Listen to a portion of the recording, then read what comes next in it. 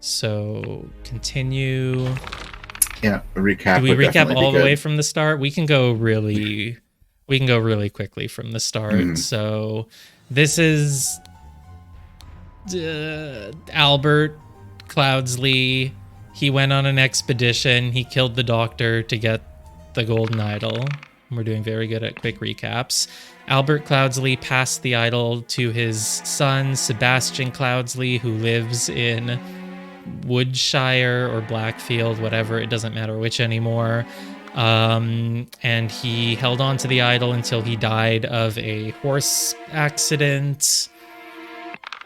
Then when he died, this is his family. He passed the idol on to his associate, Willard Wright, who we now know worked for the cult of the Griffin, whatever. But this person, David Gorin, was hired by so-and-so Cloudsley, politician Cloudsley.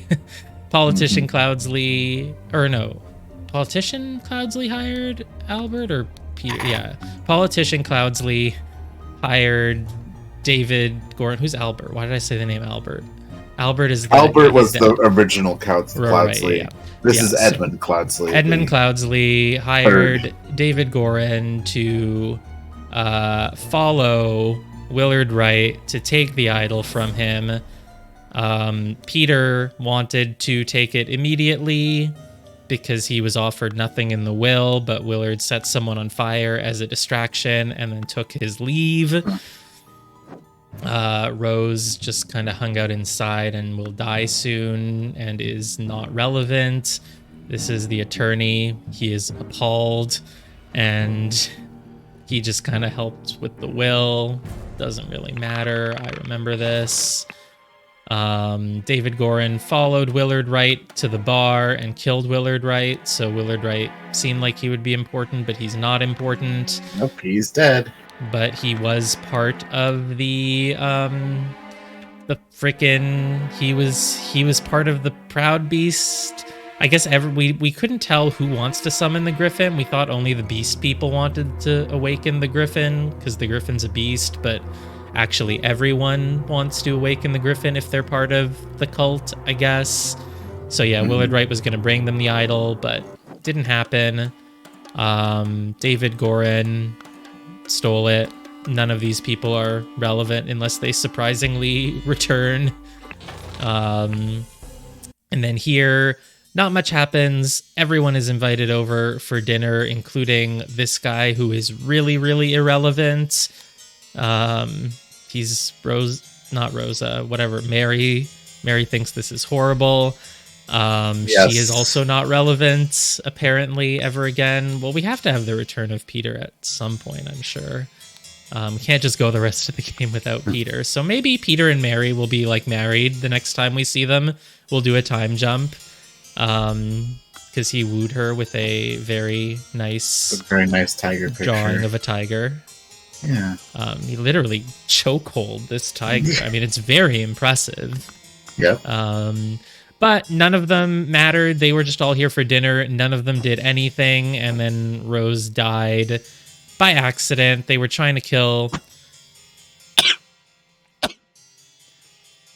They were trying to kill Politician Cloudsley, who was the cult, because he has the idol and the cult wants the idol, so they sent the woman from the cover of the game, Ada Baker.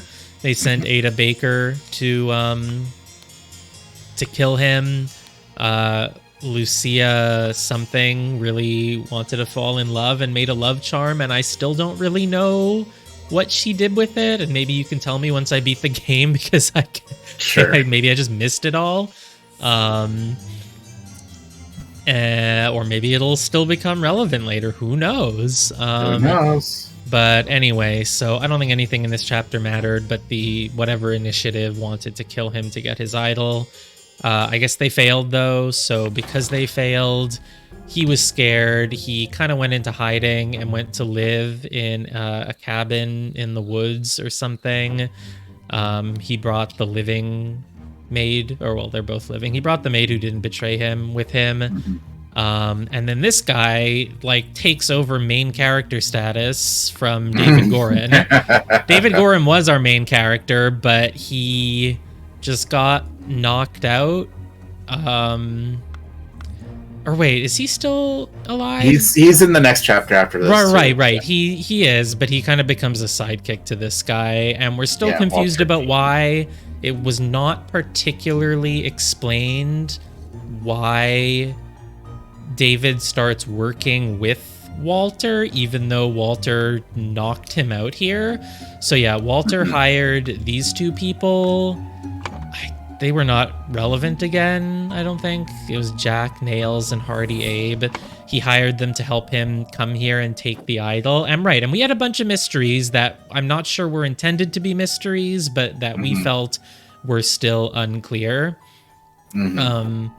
Because Edmund Cloudsley is hiding in a chest during this. Clearly alive. You can see that he's breathing, and when the explosion happens, it doesn't look like he's being killed by it. But in the next chapter, or in the break between chapters, Walter reported that Edmund had died, and we even basically saw him at like the morgue or something. I'll remind myself in a moment.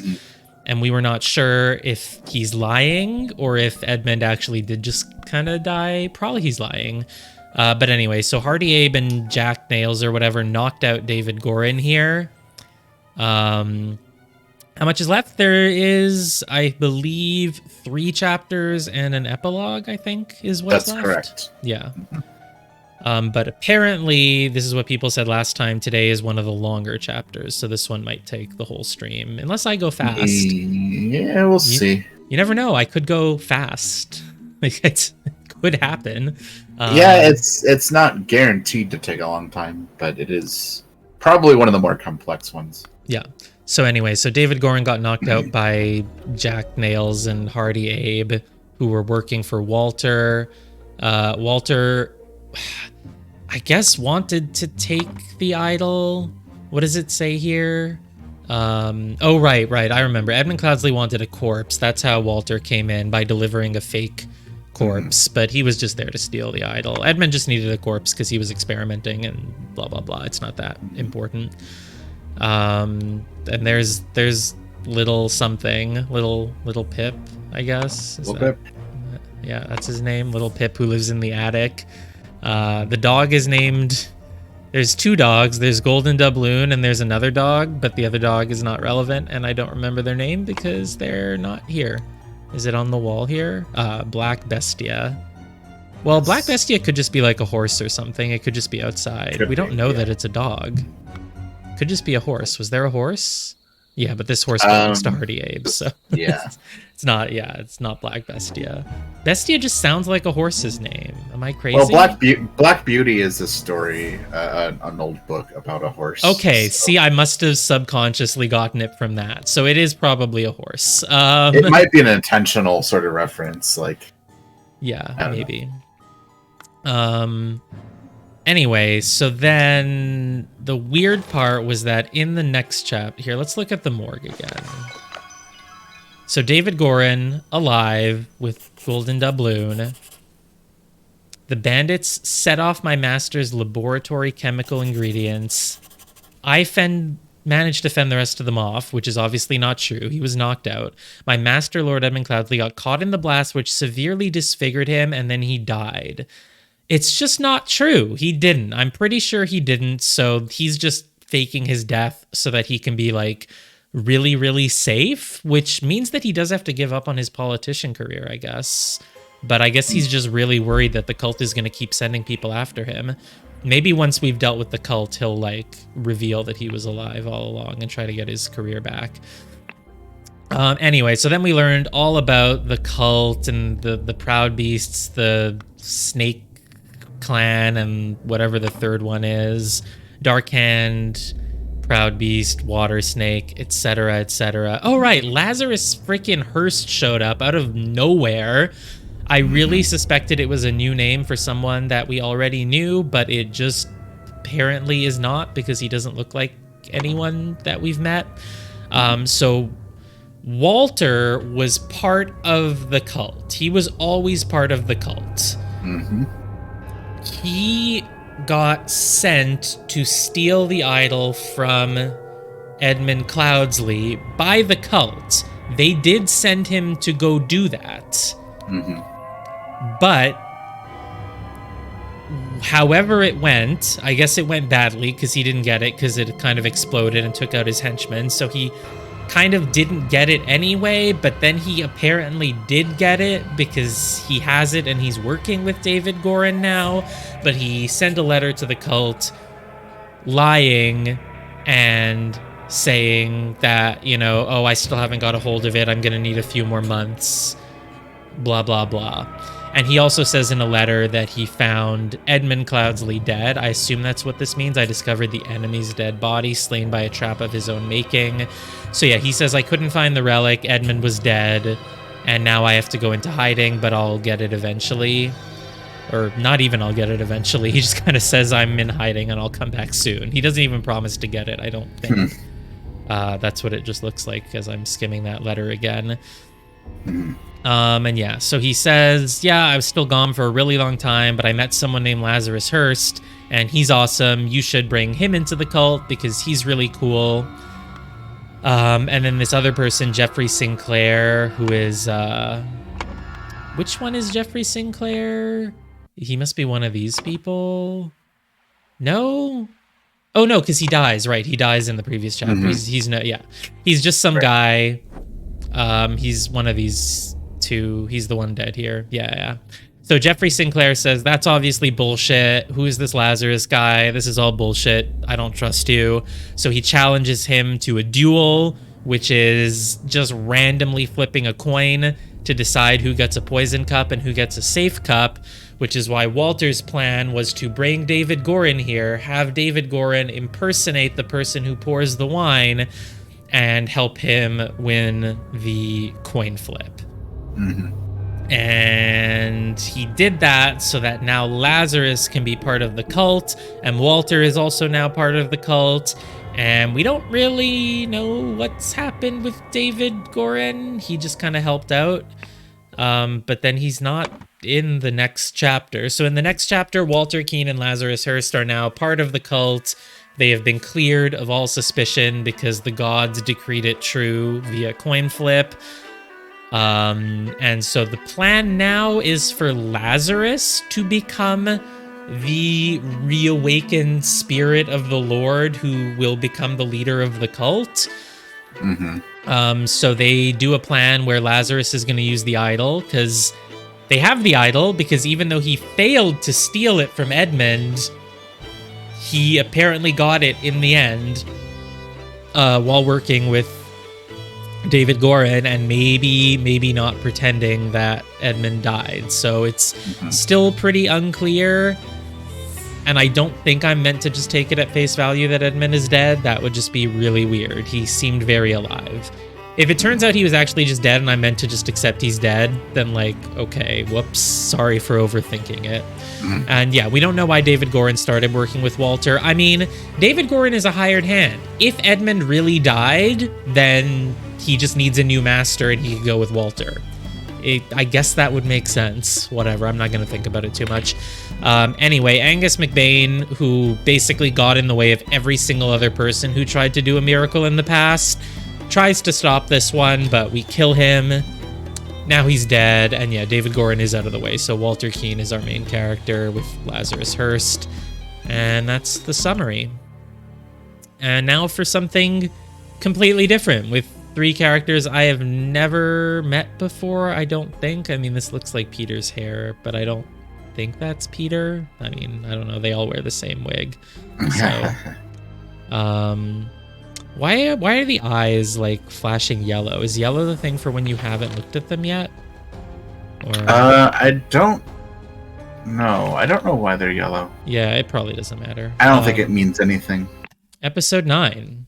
The Interrupted Weekend at the Doctor's Salon. Oh, so there were actually a few other important things. Was that the Proud Beast Master and the Snakehead Master, one of them is at like the Seven Seas Trading Company, and the other is like a general in the empire of wherever Correct. the heck we are or something. Yeah, I don't really know. Oh, I recognize some of these people. I recognize this guy. Was he? Oh, he's probably the leader of the Seven Seas Trading Company from the last chapter, or the general. I don't remember which, but I'm sure I will find out in a moment. And we're in a living room, and someone's dead. There is a spilled bottle of wine on the floor. There are a lot of magic runes on the wall. There's another painting. I don't think this represents the same four things from the previous chapter. It was like one of them was the cooked food and the other was the, I don't know, they didn't make sense. There's a shield, a spear, a scimitar, one of these blades that like Rosa or whatever carried around for some reason. I don't know. This is like a stick. This is another drawing on the wall. It kind of looks like there are four symbols on the sides. Maybe it's a map. And we can go into the other room, but we will not. This guy's holding some giant scissors. Are those scissors? Is this for like a ribbon cutting ceremony? That's the only time I think I've seen giant scissors like that. All right, well, let's start with the most important thing in the room, this painting. Okay, it is a map. I'm just going left to right. There's the tea house, the chess house, where, of course, in the tea house you wear your tea attire. In the chess house you wear your chess playing attire. Yes, absolutely necessary. The croquet field. It looks like a bunch of nails and staples, but it is actually croquet. Flower beds, a fountain, more flower beds. We love flower beds. Well, I mean, I guess the flower bed just kind of is all of the grass and field, even if you have like this wall, this moat or whatever around you. I don't know. Library, salon. This is just like a statue, probably. It looks like a Oh, it's a fountain. That's water. It's not an outline of something. It is water. Yeah, it's water. Great, great, great. That is the map of where we are. Oh my God. I can go outside. I didn't mean to do that, but how do I go back to here? Is it this? Yeah, wow. So maybe that's not a window, it's a door. Yeah, I guess it's a door. Wow, you can just go outside. Yeah. You can't really go into these other places though, so I guess you just examine them really quickly. But we'll finish room 1 first. Let's look at this on the wall. Oh my God, the seals of the 12 Lemur. Oh God, last chapter had like 4 different symbols to learn. This one is 12. Okay. So is this like counting? Would this be like 0, 1? Now I feel like I'm back in Call of the Sea. Or yeah, that's what that game was called. It was like Case of the Sea. No, Call of the Sea. Case of the Golden Sea. Yes. Yeah, so this maybe is 0, 1, 2, 3. Maybe this is 1, this is 2, this is 3, 4, 5, because it's the number of lines or a point. This is 6 because it's 2 triangles. This is 7. 1, 2, 3, 4, 5, 6. It's like a square and a triangle, so it kind of adds up to 7 if you count this line twice. So this is 6, 7. This is 8. It's an 8. This is 9, 10, and that's 11. Okay. Wait, 12 clans. There are only 11 squares here, so one of them is missing. It will turn up somewhere else, presumably. Oh God, this is like the last chapter. This is like the cult chapter, but even more. I'm gonna have to match all of these symbols to all of these things. So symptoms of people who are drugged. Right, we said this is a doctor's office, so maybe it's a doctor's house or whatever. Spotty onion, an illusion of unity with the universe, increased appetite and hiccups. Yeah, totally. So if you've been drugged with a spotty onion, you will get hiccups and also an illusion of unity with the universe. I hate it when that happens. It's you know, it's a really terrible side effect. You know, some medications that give you like a stomach ache, and sometimes they just make you feel an illusion of unity with the universe. Yeah. Okay.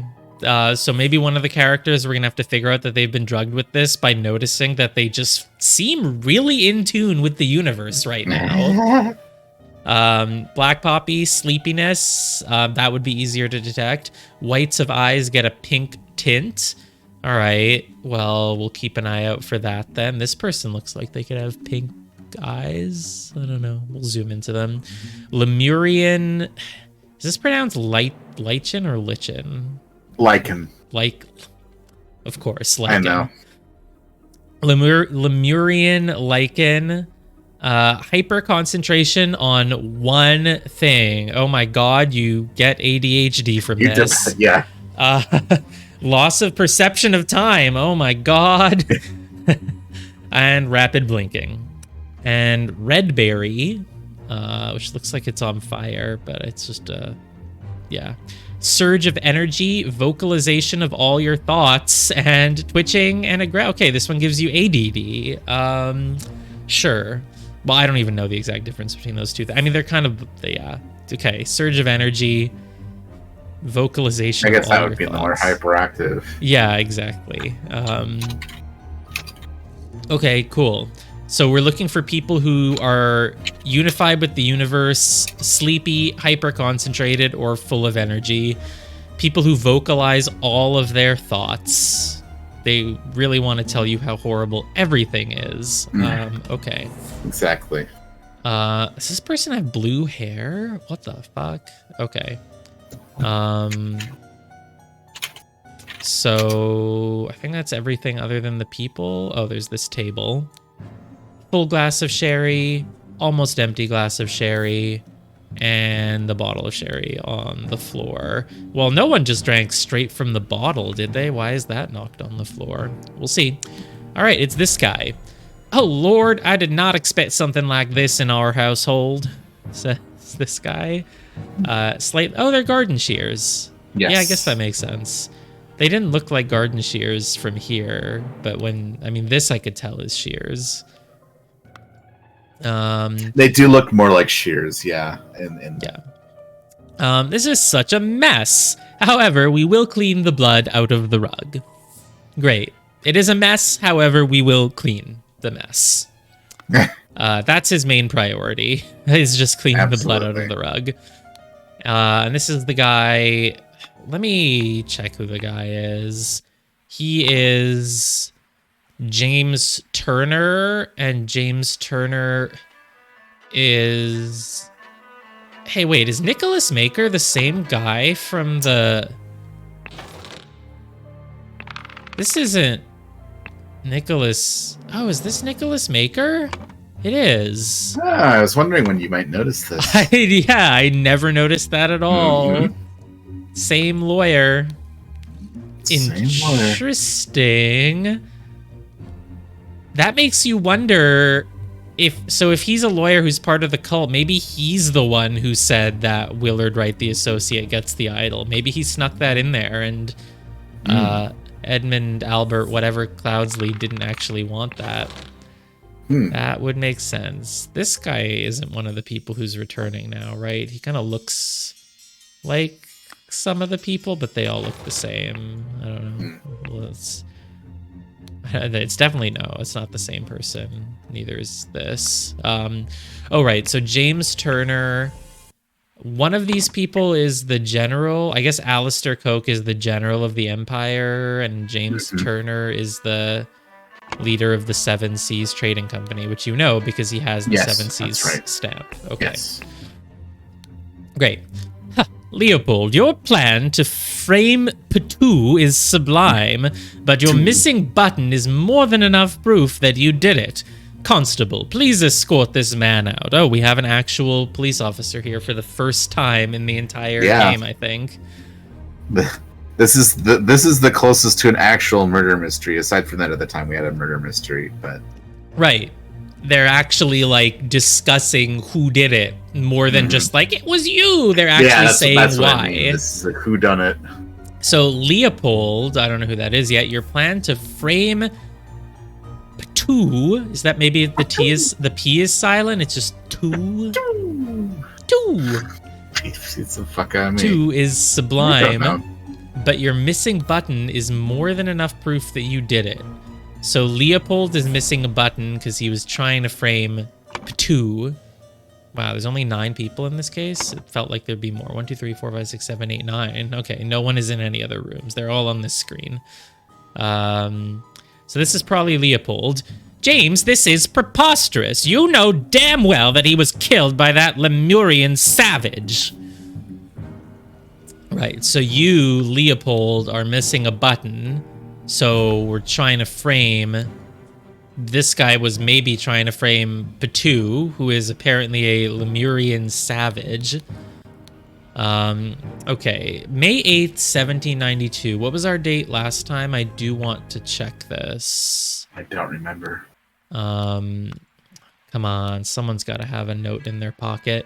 1791, June, April is... So this is probably happening 1791-ish, I guess. I'm not going to delve too much deeper. So we're basically probably just about a year later. So James Turner says... Dear friend, now that the elections are over, please join me for a leisurely weekend at my manor with good old Augustus and some other fine fellows. We will have some drinks and discuss what to do about that Prime Minister position. Kindly confirm your presence, Dr. James Turner. Okay, so James Turner invited Leopold here. The elections are over. We don't know who won. Elections for the country or for, like, the company? I guess for the country... Well, wait, what to do about that prime? You can't... If the election is over, are we saying that Leopold just became... Is one of them the prime minister, or is he going to arrange for Leopold to become prime minister? Whatever, it doesn't matter. Augustus is also here, and of course some other fine fellows. Cool. And of course Leopold is carrying a sword, because he does look like an army general or whatever. He is missing a button. Don't know where it is. This is whatever Augustus something. Augustus Coke. I was going to say Augustus Coke, and then I was like, no, isn't Coke the name of the rich people IRL? And I was like, I must be imagining it. His name can't be Coke. It's Augustus something else. But I was right about Coke, but it's Alistair Coke. And he's like a general or whatever, and he says that this is outrageous. I thought that you were an honorable man, Leopold, not some Aquitanian agent trying to sabotage our friendly relations with Lemuria and provoke a conflict. Blah, blah, blah. So he also thinks that Leopold did this and is trying to blame it on the Lemurian. Have we heard about Lemurians before? I don't think so. Okay. He stole... I need to know so many voices. I don't know. He stole his life just like that? Oh, the doctor is a smart man since he saw through his lies. Sure, that's a good voice for you. He stole his life just like that. I really like how this game lets you collect all the relevant words through other contexts. This guy has to say that he stole his life, so you can get the word stole. Yeah, we already have the word frame, which was probably from like a picture frame. I don't remember. Oh, no, it wasn't. It was actually framed. No, I think they were actually talking about framing someone. Yeah, but you know. Okay, so he stole his life just like that. The doctor is a smart man since he saw through his lies. So this person is agreeing that Leopold did it. Oh, I didn't click this. Oh, it's another letter. Dear friend, at one of the balls, you said that you would love to meet someone actually interesting. Well, I am having a weekend of drinks at my manor, and a prince from the 11th clan of Lemuria will be joining us. Please, do us the honor of your company, too. Kindly confirm your presence, Dr. James Turner. Okay. Great. So it is a prince from the 11th clan of Lemuria. And this is just some guy, I guess, who said that he wanted to do interesting things. Well, murder is very interesting, so he gets his wish. I have not clicked everything. Did I miss a word? Oh, the sword. I did not click the sword. Yeah. The sword is a sword. You didn't click on the doctor's stuff. Oh, yeah, I guess not. Frame to button. Oh, right, yeah. I'm so used to these things being irrelevant that I, like, just but you have not been clicking them. It didn't Okay. even matter, it looks like, but whatever. All right. I figured I'd mention it. I hope the host did not notice me when he was leaning over the sleeping eye patch gentleman. The hell does that mean? You hope the host did not notice you when he was leaning over the sleeping eye patch gentleman? What? Who's the host? The host is James Turner, and you hope he didn't notice you when he was leaning over the sleeping eye patch gentle. Okay, this is the only person with an eye patch. He's not sleeping. Do you think the dead person is sleeping? Or like what? I don't understand. You have this thing. You have the missing seal, which is... What number is this? This would be 1, 2, 3, 4, 5, 6, 7, 8, 9, 10, 11. This would be 11, I think. This one is 12 because it's a square, which is 4. And then 4 triangles is... Oh, maybe it's just 4 triangles. It's not a square. It's just 4 triangles, which is 12. I think it's, Yeah, so this guy has 11 because this definitely adds up to 11. Oh, hey there. Thank you. Thank you for the... Thank you for the raid. How's it going? It's going good. I'm coming off a 2-week break from playing this because we had to skip last week, so I just did a really big summary of the first 8 episodes, and now we're into this. I tend to go pretty slowly with most games, including this one, so I'm just kind of taking things one thing at a time and like really thinking things through after every single new thing I click and thinking about what they mean and how they're going to slot into other things going forward. So, but I've been having a lot of fun with this game overall. We've got a real whodunit case now. And as a reminder, I have played this game while Dels hasn't, so... Yes, this is my friend Just Tara, here who has for played the game. Yeah. Was supposed to be here to provide hints because I thought that I would be bad at the game and need hints, but the game's actually not that complicated. You're doing just fine. Oh, you just beat it. That's great. Nice. Okay, so spicy spelling, ornamental box.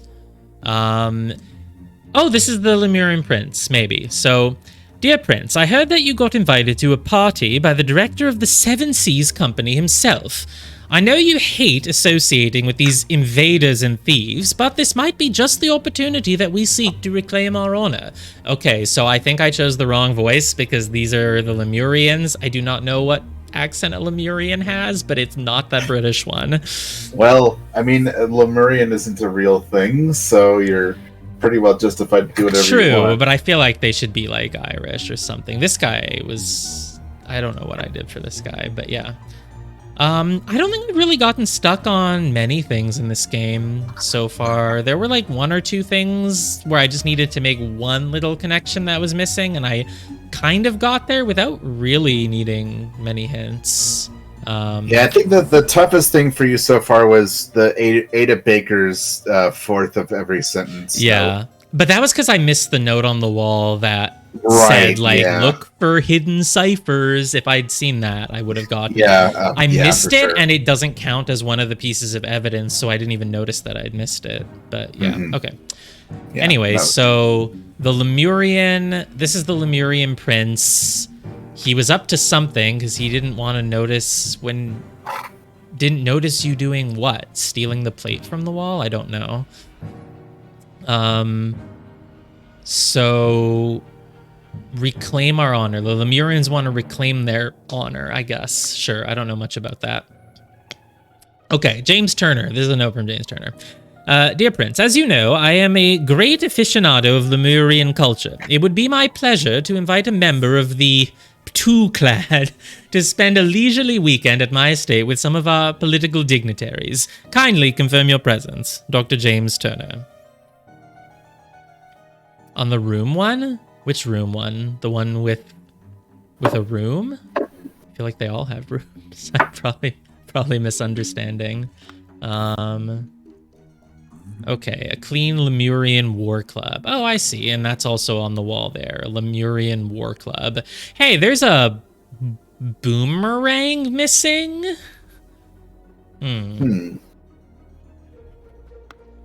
Interesting. Yeah. I don't see it. Oh, is it on the floor here? There it is. I hadn't noticed that. It really blends in with the carpet. Oh, and there are 2 blood stains. 2 blood stain, a little third one right above my pointer here. There's like a tiny, tiny red dot there. The boomerang has like a bandage on it. Not a bandage, a blue, something's wrapped on it. I don't understand why. Oh wait, is it? And the part under it is like, that's brown. That's not red, right? It's not blood. No, it's just brown. Okay, cool. I still don't know where the button is, the missing button. Oh, maybe it's like in this guy's hand. He clasped it as he was dying or whatever. Oh God, believe me, my lord, I do not feel comfortable arresting a prime ministerial candidate, but I must ask you to follow me. Constable Arthur Faulkner. All right, he's our actual first police officer of the game, and they carry pikes. Constables carried pikes. They carry pikes, and they also carry a convenient thing that says what their name is. Is this one of those What is this? Is it... I was gonna say... No, I don't know what this is. Is it like a spinny thing to, like, make noise or something? I don't know. I suspect that's probably a real thing, but I don't know what it is. It looks like you could spin it to make noise, but I'm probably thinking of like the Jewish things that do that. Yeah, I was thinking like it kind of looks like one of those like little noisemakers that would go like. Yeah, do non-Jewish people know about that? I know about that. I don't know. Yeah, like, are they called noisemakers? I don't even remember. I don't know. I don't know what. Yeah, I don't really know very well. Yeah, but they're things that are like. It's like a thing and you spin it around. Okay, so people know about it because I went to Jewish school as a kid, so I learned about them. But I was just like, I've never thought about if other people know about them. But they're a thing and you spin them around and they make noise. And this kind of looks like it. And in my head, I'm like, yeah, a constable might want to like, alert people of their presence by making a noise and saying, everyone stop what you're doing, listen to me. That's probably not it at all, but in my head it makes sense. Yeah. I'm Constable No One, Arthur Faulkner. Yeah, Constable No One. He's number 1, so he's like the lead one, and he's arresting a prime ministerial candidate. So yeah. I don't understand this because it says that the elections are over, and yet you are a candidate for presumably an election. But whatever, I'm not going to think too much about it. It'll make sense. Whatever. There was one election that was over, and now there's another one. Oh my God. Are we actually going to have testimonies from literally all the people? Wow. That's looking like it. This is definitely going to be the most in-depth chapter. This is a pretty intense one. So I'll look at those in a moment. Let me just look at the dead body first. And there were 7 of them. So it's all 7 people here gave a testimony. Let's look at this. This is your invitation, right? Dear friend, the elections are over, except for the one for Prime Minister, which is not over yet, explicitly. So let's uphold tradition and have a leisurely weekend at my place with you and Leopold to discuss the Prime Minister situation, who has not yet been elected. Please join us on May 12th. Kindly confirm your presence, Dr. James Turner. So it is now May 12th. I've deducted that it is May 12th now. Who's Leo? What's my voice for who the fuck? Oh, Leo's the general. I don't know. Listen, apologies for the shouting match yesterday. Let's continue our discussion at noon. Leo. So Leopold had it's deducted. Leopold had an argument with this guy yesterday, so obviously he killed him. Do you think the Prime Minister isn't directly elected but chosen based on various Oh, I mean, yeah. Yes. Yeah. Right, that does make sense. That makes sense. It's a parliamentary system here. There will be a little bit more information about this. That'll make sense. But right. Yeah, it's a parliamentary system. So they are discussing who, Right. Whichever party got the most seats in Parliament now gets to pick who will be the Prime Minister. Probably something like that. Right, and there's probably going to be like a coalition government or something, because that's the thing. Again, this will make a little bit more sense in a second. Yeah, that makes sense. So the man is not breathing and has a huge vertical wound on his forehead. It is explicitly vertical, so he was very stabbed. Very stabbed. Yes, not just like a bludgeon, not just like a nice poke and then twisty to make it circular. Just one stab. Okay. Yeah. And then his hand has the button, presumably. Yeah. What color is the button? I'm colorblind.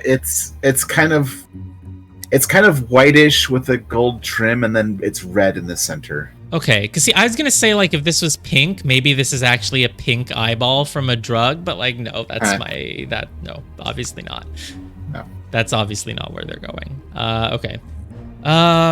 Before I look at the testimonies are going to be the crucial thing. Let's look at the rest of the area first, maybe, or whatever. No, let's finish this room. Leopold. Oh God. Okay, so Leopold. Wow, this is going to be a complex chapter. Leopold is. God, this is Leopold, right?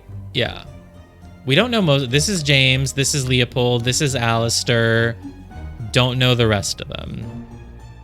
So Leopold claims that he had a glass of sherry with James in the library and became drowsy. So Leopold and James were talking, obviously, about Prime Minister stuff. He became drowsy in the library. Right, this is the library. You can tell because there are books. So there's a spilled bottle on the floor, and there is a full glass and a half-empty glass. So one of them did not actually drink their sherry, unless they drank it from the bottle, which would be weird, so no. Had a glass of sherry, became drowsy. As he was falling asleep, he saw the Lemurian observing him through the glass door. He woke up, found the butler on the floor asleep. Woke up the butler. Who's the butler? Probably this guy holding the towel. So when he woke up, he found the butler on the floor asleep in the library, presumably. He entered the salon, found the body, and upon inspecting the weapon, deduced that the Lemurian was the murderer, and then he instructed the butler to raise the alarm. So he inspected the body. He apparently doesn't want to tell us why he thinks the Lemurian is the murderer. I mean, the murder weapon is a boomerang. Are Lemurians known for their love of boomerangs? Is it because a wound from a boomerang stab looks the same as a stab from a war club? No, because neither of them stab.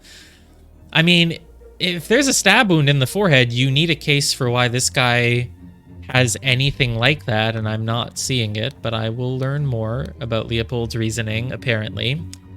Leopold is probably wrong. It's probably neither Leopold nor the Lemurian, but, you know, we'll see. And then he instructs the butler to raise the alarm. Let's start with the names we know. So James claims that he drank a glass of sour sherry with Blanchard in the library in the morning. So in the morning, it's not the same two glasses that are there now. Well, I don't know. Leopold says he had a glass, but he doesn't specify it was in the morning or the afternoon or anything like that. What time of day is it now? Can I tell by the sunlight? No, that's not how that works. Whatever. But James had a sour sherry, which is different than sherry. Would sour sherry say on the bottle sour sherry so that we know? Well, did they stab someone with a boomerang? Like, you can't stab someone with a boomerang. Isn't a boomerang, like, it's not sharp. Generally not, no. Generally not, unless this is... I mean, these are weapons, so maybe it's like a special boomerang that is sharp, I guess. That would make sense. Except boomerangs as sharp weapons is only a thing in JRPGs, but okay, sure, whatever. We'll go with it for now. So yeah, James had sour sherry in the morning with Blanchard. Then he went to the chess house where he found Lord Alistair and the butler. He ordered the butler to clean up the library and get rid of the bad sherry. Oh, sour sherry is not good. You don't want sour. It's not like sour Skittles where some people like the flavor. It's just bad. Okay. Are both ends of that boomerang pointy? Like, did the boomerang get hurt and that's why you put a bandage on it where it stabbed someone? Like, I don't understand. But fine, whatever. So, okay, sour sherry is bad. So he ordered the butler to clean up the library and get rid of the bad sherry, and then presumably he put in a good sherry. Spent the rest of the time playing chess with Alistair until the alarm was raised. Presumably in the chess house, but it could be one of those tricks. Haha. They said they were playing chess, so you thought they were in the chess house, but they could play chess anywhere. I don't think that's where the game is going. The game has generally just been pretty Occam's razor with things. NB, which someone told me last time is like a thing that means like, you know, by the way, or something like that. Yeah, it's nota bene, or note well. Right. Like, so, you know, keep this in mind. It's important. So, yes, keep in mind that as the master of the house, he led the interrogation of the suspects, which is very convenient if he is the killer. He also did invite the Lemurian here, so James Turner as the killer would make the most sense. Also, he's part of a cult. No offense to people who are part of cults, not trying to just assume that they would kill people, but, you know. You know, we've seen how this cult does business. Well, Lazarus is the leader of the cult now, and he seems like a good guy, so he wouldn't command people to commit murders, maybe? Yeah, that's, you know, probably. We like Lazarus, right? I don't know. We don't really know. We got no follow-up on that. We just went somewhere else. But okay. So, isn't this weird? Leopold claims that he had a glass of sherry with James in the library, but James doesn't mention that. He only mentions the sour sherry with Blanchard in the morning. So, if you're having a drink with Blanchard, Blanchard is probably someone on your level. These two are servants. This is Leopold. This is Alistair. This is the prince. I don't know who this is. But this guy could be Blanchard then, for you to have a drink with him. That would make sense. The dead guy could be, though. I don't know. We don't know his name yet. Oh, well, if Blanchard is someone's first name, then Blanchard would actually be the dead guy because he's the only one who does not have a testimony. So he could actually be Blanchard. So James is admitting that he had sherry with Blanchard in the morning. That's why he says it was the morning. It was a long time ago. I didn't see him after that. I just played chess with Lord Alistair, who was in the chess house with the butler. Okay, cool. Who's the other one whose name I know? I guess none of them. All right, now we go in order. Gideon. Gideon played croquet with Ergin. Is that how it's pronounced? Ergin? I don't know. Gideon played croquet with Ergin in the morning. They got bored and went to drink tea in the tea house. Of course, you literally can't drink tea anywhere else. If you put it to your mouth, it just the universe stops you. Ergin drew his attention to the interesting design of the chess house. Is that really so important that it's in your testimony? Like, yeah, we drank tea, and when we did that, he said that the chess house looked nice. I repeat, he said that the chess house looked nice. Very important. Lord Alistair Coke saw Lord Alistair Coke lecture the butler. So I guess from the tea house, he could kind of see what was happening in the chess house. I think they were both the ones up north there, so sure. Saw Master Turner. So Turner is someone's last name, but that's probably not the name listed for them in the testimonies, which is probably people's first name. So saw Master Turner come to the chess house and send the butler away. Oh, wait, Turner is James. I already know that. James Turner. Anyway, just as Ergin was remarking on the beauty of the chess house. It's fucking chess house. Man. It's really important that we know that Ergin really liked the design of the chess. Oh, is this did he get drugged with the thing that makes him just share all of his thoughts? But it's still weird that this person would put that in their testimony. Like maybe that's what this is, though. It's trying to tell me that Ergin was drugged with the thing that makes him share all of his thoughts, I guess. Hyperfixate, share thoughts. What is it? Surge of energy, vocalization of all your... The hyperconcentration is the lichen, though. So was he hyper concentrating on the chess house, or was he just vocalizing his thoughts on it, but his thoughts were not at all hyper concentrated? I don't know. And which one is Ergen? Ergen is in the next testimony. Saw Lord Alistair leave the chess house and return shortly afterwards. So Alistair did leave the chess house temporarily. Okay. So we know that Alistair was in the chess house playing chess with the butler, but he left at one point, then came back. Okay. Sure. Oh, Alistair. I said I was going to do the names I know, and then I skipped Alistair. So in the morning, he practiced chess at the chess house and educated the butler on his lack of military training. Unclear pronoun. Did he educate the butler that the butler didn't have military training? Or... I'm going to tell you about my lack of military training. No, well, wait, which one is funnier? Like, I'm going to tell you that you don't have military training, or I'm going to tell you that I don't have it? I don't Well, know. wait, Alistair is like the general in the military, right? So... I hope he has military training, but, you know... Well, that's why he has to educate on it. Like, you wouldn't Right. expect this, but I don't have any training. Yeah, you know. Why would you educate the butler on his own lack of training? I actually don't understand which this is. I guess it's probably telling the butler, like, you suck, you don't have military training, I do, you don't, you suck. That's probably what was happening, because rich people are rude like that. So sometime in the afternoon, Dr. Turner arrived and sent the butler away. Okay, yeah, I think we remember that, right? Because James said that. He went to the chess house, he found the butler, but he told the butler to clean the library. So yeah, that's fine. And then they played together, and he was very close to winning. I want it to be known, I was going to win the game. Please write that down in the official police testimony so that it was recorded for all the rest of time. And did James claim to have played? Yeah, James spent the rest of the time playing chess with Alistair until the alarm was raised. So they're giving each other alibis, but they could have just both done it, right? We don't know. Ergen loves the chess house. Oh, okay.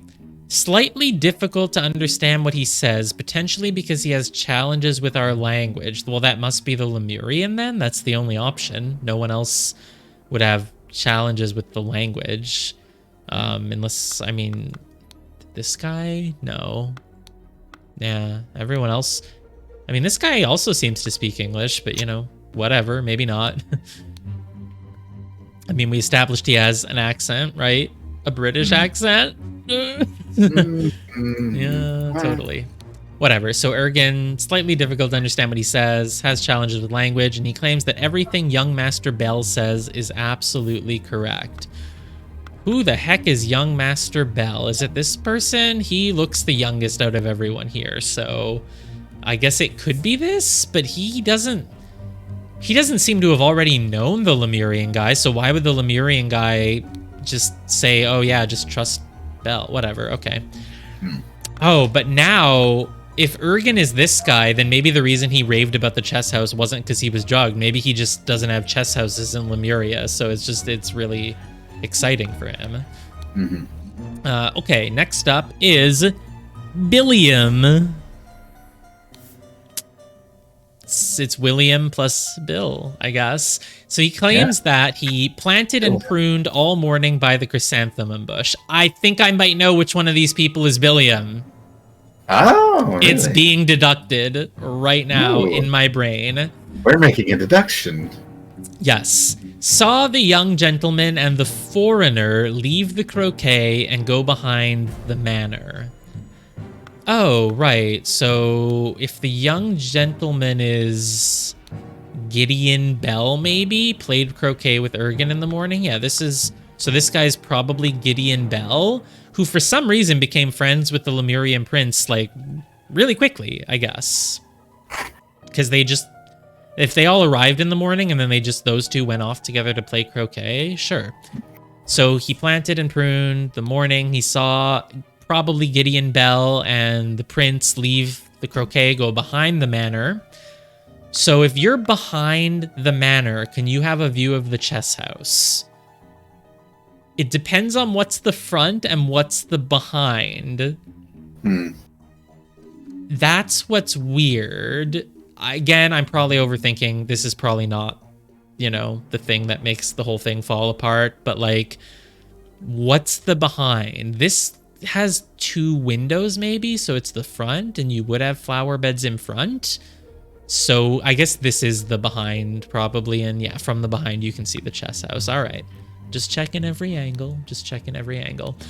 Yeah, fair enough.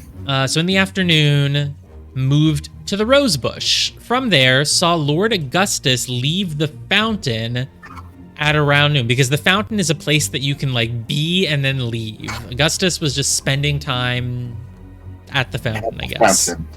Just admiring it. He was just located at the fountain, and then... Wait, there's an Augustus? So there's an Alistair and an Augustus? Which one's the Augustus, though? Do I not know who Augustus is? Excellent question. This is James Turner. This is Leopold. Maybe I don't know his last name? I still don't know which one is Blanchard. Oh my god. Let's keep going through this. Billiam then continued his work on the roses until the alarm was raised by Mr. Hill. So if Mr. Hill raised the alarm, then the butler is Hill. The butler is Hill. Okay, we know that then at least. Don't know who Lord Augustus is, but they left the fountain, and it doesn't sound like anyone else talked about the fountain. Podrick. Podrick sounds like a name of a butler. And the very first word of the note is served. So there we go. So it's probably Podrick Hill. Podrick Hill, the butler, claims that he served Lord Alistair in the chess house in the morning. Yes, he served. I mean, he played chess with him, I thought. Maybe not. They were just seen together, but he might not have actually played chess. Is that how it works? Yeah. James went to the chess house and found Lord Alistair and the butler. And Alistair, he did practice chess. Well, to practice chess, you have to play with another person, don't you? Or can you just solo? You can solo.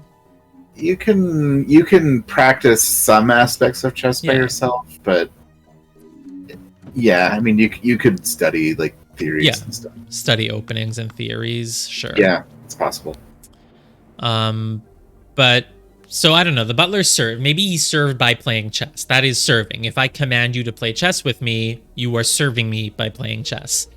His master arrived, that is James Turner, and instructed him to dispose of the spoiled sherry, the sour sherry, that he and Lord Leopold had drunk, and then go assist Mr. Spade in the garden. All right, so we know his full name. It's something Spade, Billiam Spade. On entering the library to take away the glasses, found Lord Leopold asleep.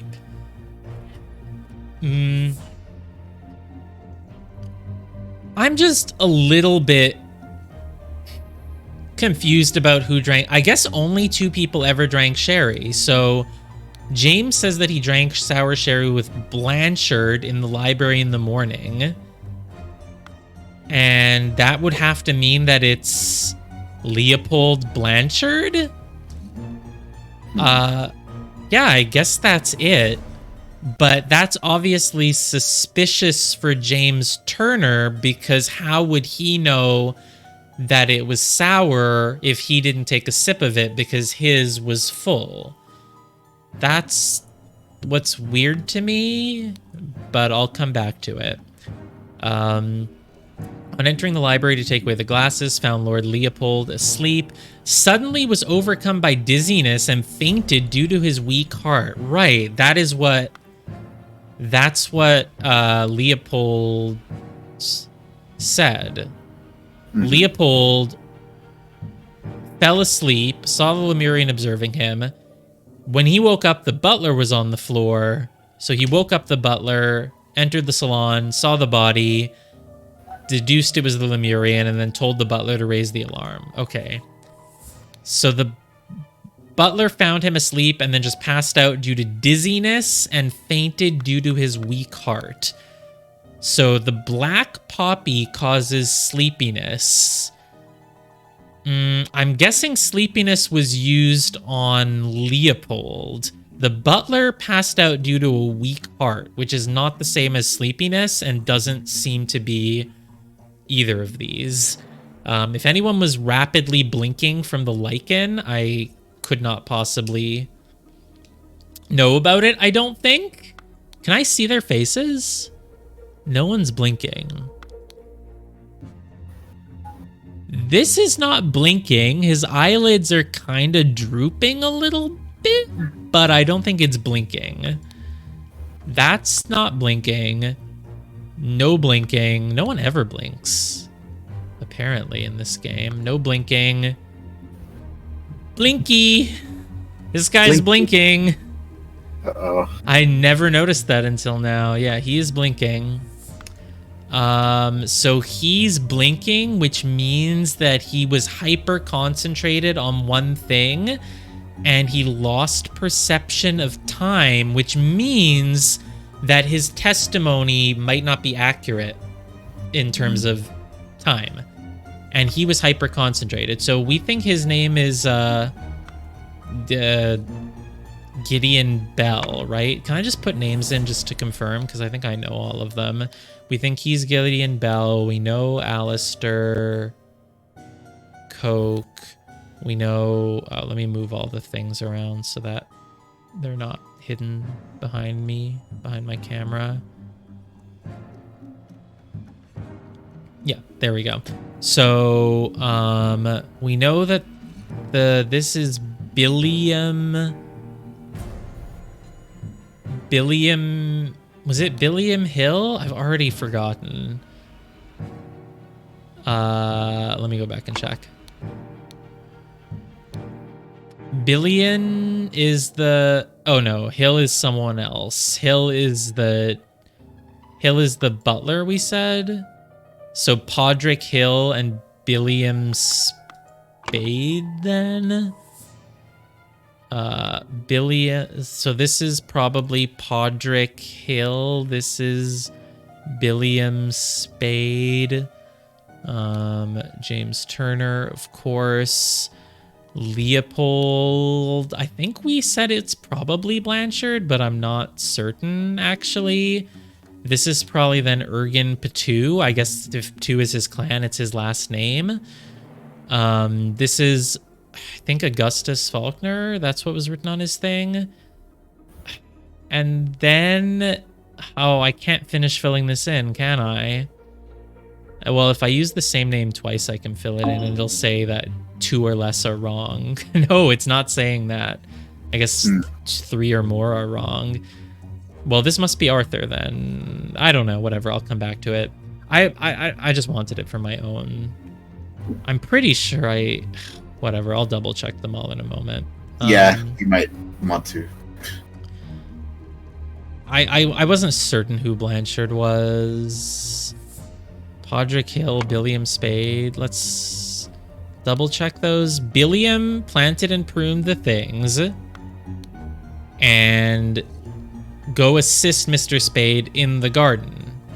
So obviously you're assisting Billiam Spade. And then you must be Podrick. Podrick is the one who... Oh no, Podrick didn't raise the alarm? Yeah, Podrick was instructed to raise the alarm. And it says here that the alarm was raised by Hill. So it must be Podrick Hill. Maybe Leopold's last name is not Blanchard. Maybe it's Arthur Blanchard is dead or something. Where did I even get the name Blanchard? I don't know. Everything Yaster Bell says is correct, and Gideon Bell, yeah. Oh, right, so Gideon has, or the one who I think, exit out once? What do you want? You want me to exit? I don't understand. Of the testimonies? Arthur Faulkner. Oh. Yeah. Right. I was like, where the hell does Augustus go then? Is he the dead one? What happens now if I do this? 2 or less? Okay, now it's okay. Right, I see. Okay, so maybe this is Augustus then, and I don't seem to know his last name, but everyone else should be good, so I do have all of that. Okay. Yeah, I was lazy. I should have checked his name. I was like, yeah, it was something with an A. It's Augustus. I don't know where I got Augustus. You have told me now that I did get Arthur here and should use it here. I don't remember where I got Augustus, but, you know, yeah.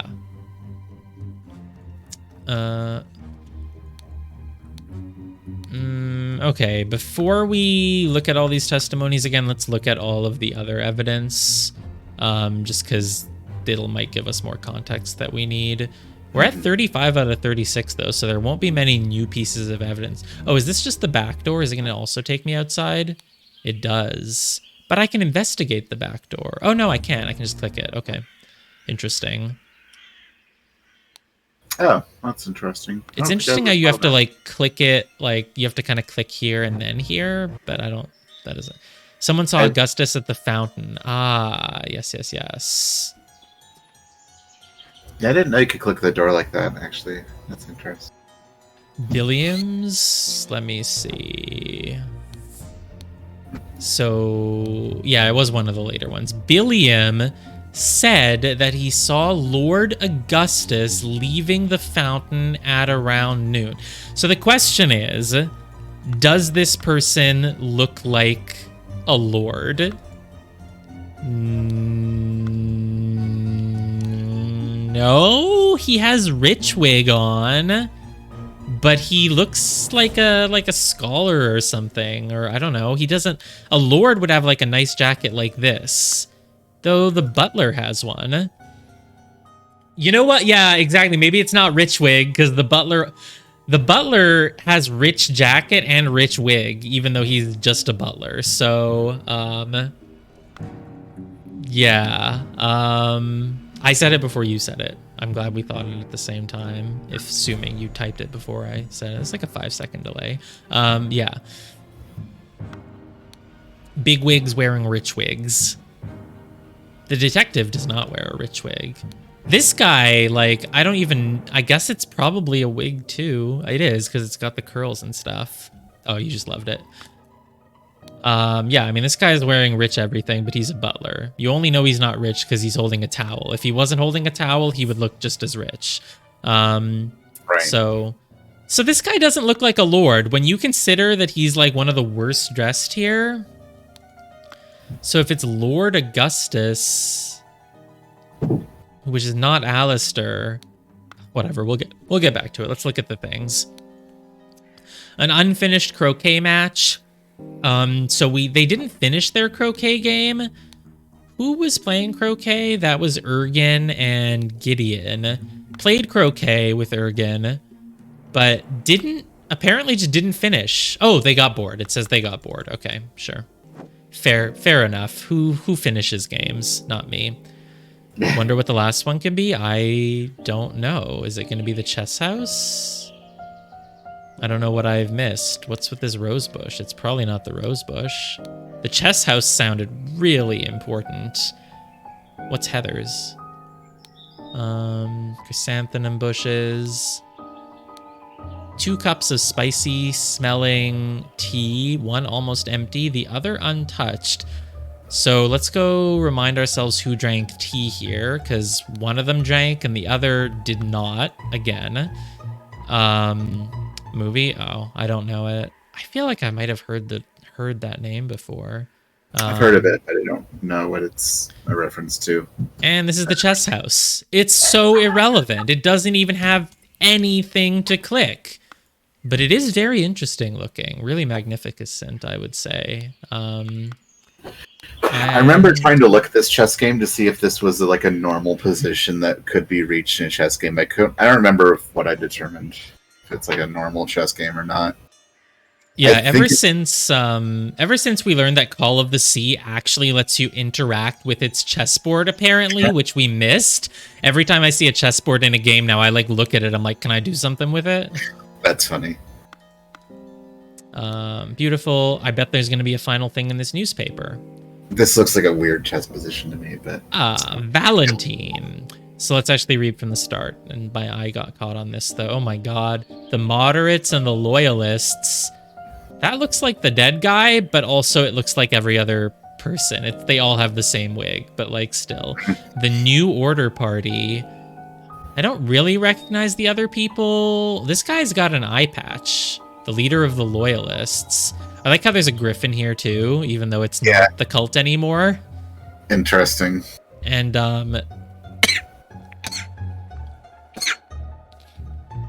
is this a chair with like really wobbly legs? Or is it just like an octopus? It's just a chair with wobbly legs. Chair that's like running away because they're like chasing seats. Oh, that makes sense. That is what political cartoons are like. You know, that's politics. But I need you to label the chair and tell me what it is, like that one conservative comic guy who just labels everything. Right, this isn't a Ben Garrison cartoon. Exactly. Okay, so the London Gazetteer.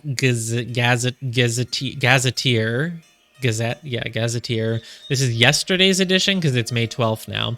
Who will be the new prime minister? Election results. Oh boy, the New Order Party, the moderates, and the loyalists. So I'm guessing that we're in the New Order Party because we have the most seats. But if it is, I mean, it's got to be some sort of coalition government because no one has a majority. So maybe two people from two different parties met up here.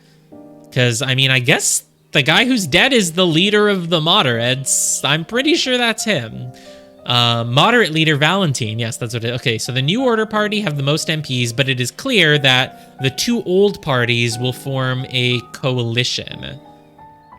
Oh, so the two older parties, not the New Order Party, are going to form the coalition. Damn, New Order Party getting shut out, I guess. So this means that either loyalist leader Blanchard or moderate leader Valentine will become the prime minister, leaving Lazarus Hearst. Oh, this is Lazarus. What? Oh.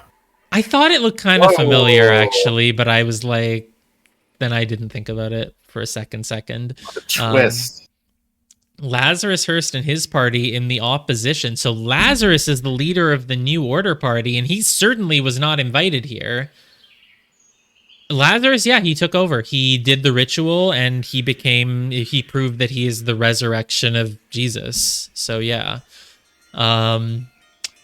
So if Lazarus Hearst is the leader of the cult, then James Turner is working for Lazarus unless he left the cult. But, and so Leopold, oh, eye patch. There is someone. Did I say I don't know anyone with an eye patch? I do, actually. I have, but yeah. Well, I think I said that. I said, I don't know anyone with an eye patch. Okay, so this newspaper is actually the very most important piece of evidence of them all. So, yeah. So it is, I think I correctly just sort of guessed that it is Leopold Blanchard, who is the leader of the Loyalist Party, who is trying to form a coalition with the leader of the moderate party, who is probably Augustus Valentine. Certainly sounds like the leader of a party. Okay. So James Turner is probably with the New Order Party then, if he's with Lazarus's cult.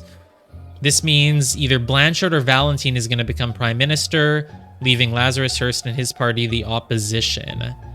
So, but that's weird. Why was James Turner, if James Turner is with the opposition party who is not going to get the prime minister, why is he inviting them? You know, like, please join me for a leisurely weekend at my manor with good old Augustus Coke? Alistair Coke. Augustus Valentine. Yes. So James Turner wants to invite both of the leaders over and then discuss what to do about the prime minister position. But if James Minister is in Lazarus's party, he doesn't have a say on who becomes prime minister, so I don't know. I mean, that would make sense, though. He'd want to sort of inject himself into it so that he has some control. Maybe I'm just missing something about how the politics works, but yeah, I don't know why he... Well, is Turner in the... I don't know. We don't know if he's in the Lazarus Party. Like, I mean, cults are gonna cult. They want to control all of society. So it's actually good for a cult if they have someone in all of the parties so that they can have the true power. So yes, you're right. I shouldn't necessarily say that everyone in the cult is in Lazarus's party. It might just not be that way at all. So yeah, let's not make that assumption. Did I click everything outdoors? I believe so. Yes, there are no more yellow dots anywhere. Okay. All right, so before I look at what I have to fill in, just let's look at the testimonies again, reread them, just see if I can notice anything. So Leopold Blanchard, Eye Patch, leader of one of the parties. He had Sherry with James in the library. He became drowsy.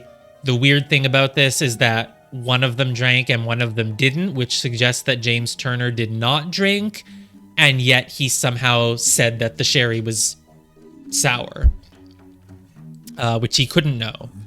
So it would make a lot of sense based on that if James Turner drugged...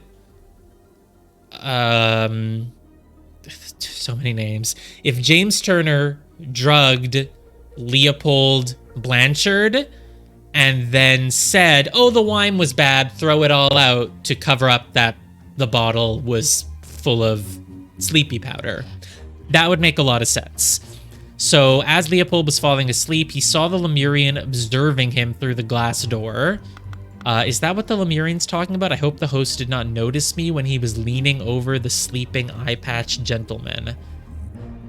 I mean, yeah, so obviously the host, James Turner, put Leopold to sleep. So he was leaning over him as he was asleep, probably taking the button at the same time so that he could frame him later. This actually all seems pretty straightforward. And you hope the host didn't notice you, right, but the host might not have noticed you, but Leopold Blanchard did notice you as he was falling asleep. So there we go, makes sense. Woke up, saw the butler on the floor asleep. Butler maybe just had an unrelated heart issue? Because none of the plants cause that. I mean, people can just have heart issues sometimes. Not everything is a conspiracy. Sometimes people just have a heart attack and pass out at a crime scene, and it doesn't mean anything, okay?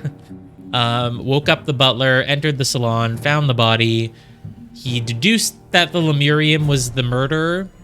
That's probably what... That's true, but it causes drowsiness. That's what I said earlier, but I said that if the drink causes drowsiness, that's not the same as a heart attack, so... Anyway, he deduced that the Lemurian was the murderer. So obviously James Turner wanted it to look like Leopold did it. And the way he did that is by making Leopold think he knew who did it so that it looks like Leopold is framing someone. It's a very grand plan. Still, though, I wish his testimony said why he thought the Lemurian's the murderer, but whatever. Instructs the butler to raise the alarm. So Leopold is the one who tells the butler to raise the alarm. Sure. Gideon Bell played croquet with Ergen in the morning. Leopold is Eye Patch. Yes. Leopold Blanchard is the Eye Patch. Yeah. So Gideon Bell, the blue-haired blinky man, played croquet with Ergen, got bored, went to drink tea in the tea house. Ergen drew his attention to the interesting design of the chess house, saw Lord Alistair Coke lecture the butler about his lack of military training. Oh God, have they never solved them correctly in-game? Well, we don't really know what they did. I mean, they might have, right? Because, like, Ada Baker is gone. Did she quit, or did she... I mean, who would they have thought did it? Oh, that other servant. Peter was accusing that other servant, and that other servant was also gone next time. So yeah, Peter might have just fired an innocent servant, and then Ada Baker just left on her own. Yeah, I don't think... I mean, at the bar, there weren't any signs that anyone was gonna get arrested because the characters hadn't seen the murder. Bell there's a cutscene afterwards where they just say that it was definitely the convicted guy. Oh, oh, right. Yeah, that's true. Yeah. They do blame it on that guy. Yeah. No, not Lucia. But there was another servant in that house who Peter accused of doing it. Lucia was not accused of anything. But yeah, I guess, yeah, none of them have ever been properly solved. When Willard Wright set the guy on fire, I don't think they didn't arrest anyone or accuse anyone. They were just like, well, I guess he just exploded. It happens. Yeah, it was an act of God, of course. Like I said, it happens. Anyway, so saw Lord Alistair Coke lecture the butler, saw Master Turner, that's James Turner, the leader of the Seven Seas Company, and also the Proud Beastmaster, the Snakehead Master, the whatever master, saw Master Turner come to the chess house and send the butler away just as Ergen was remarking on the beauty of the chess house. So what's up with that? Is it that Ergen was the one who wants to say all his thoughts?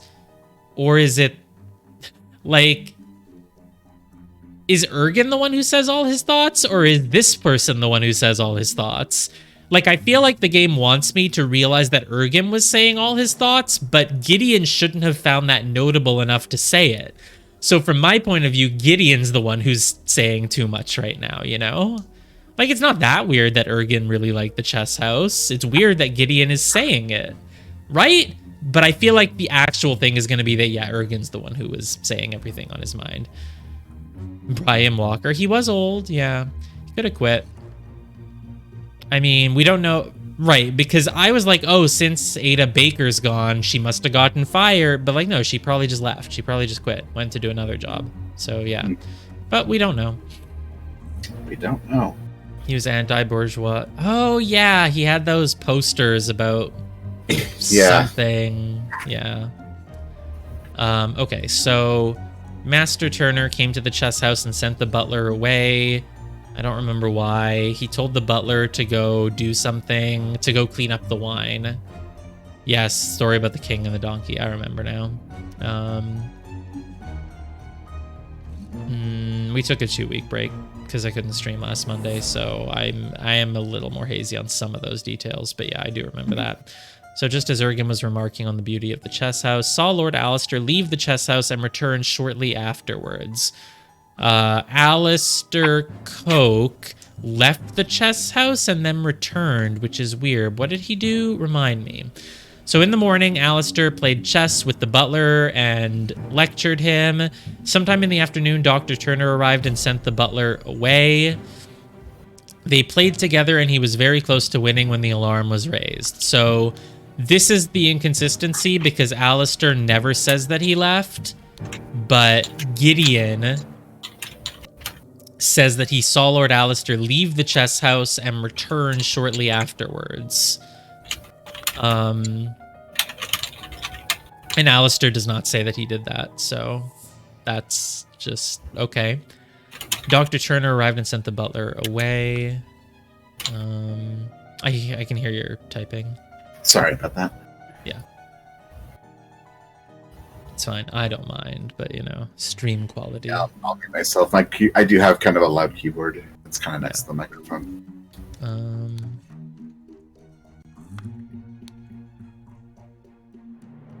What was I doing? Alistair's thing. Oh, right.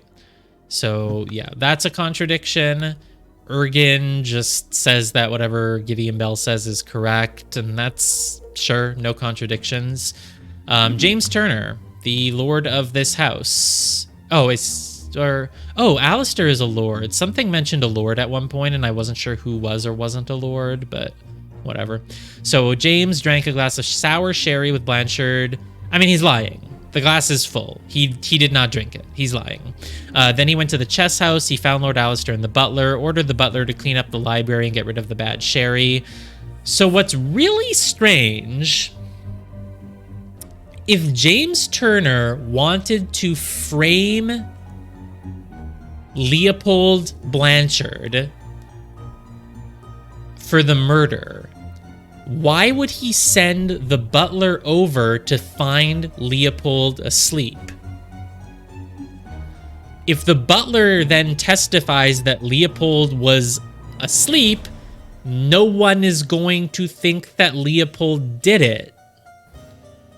And in fact, the butler basically does testify to Leopold being asleep, but it doesn't seem to stop people from accusing him. So I sort of don't know, but okay.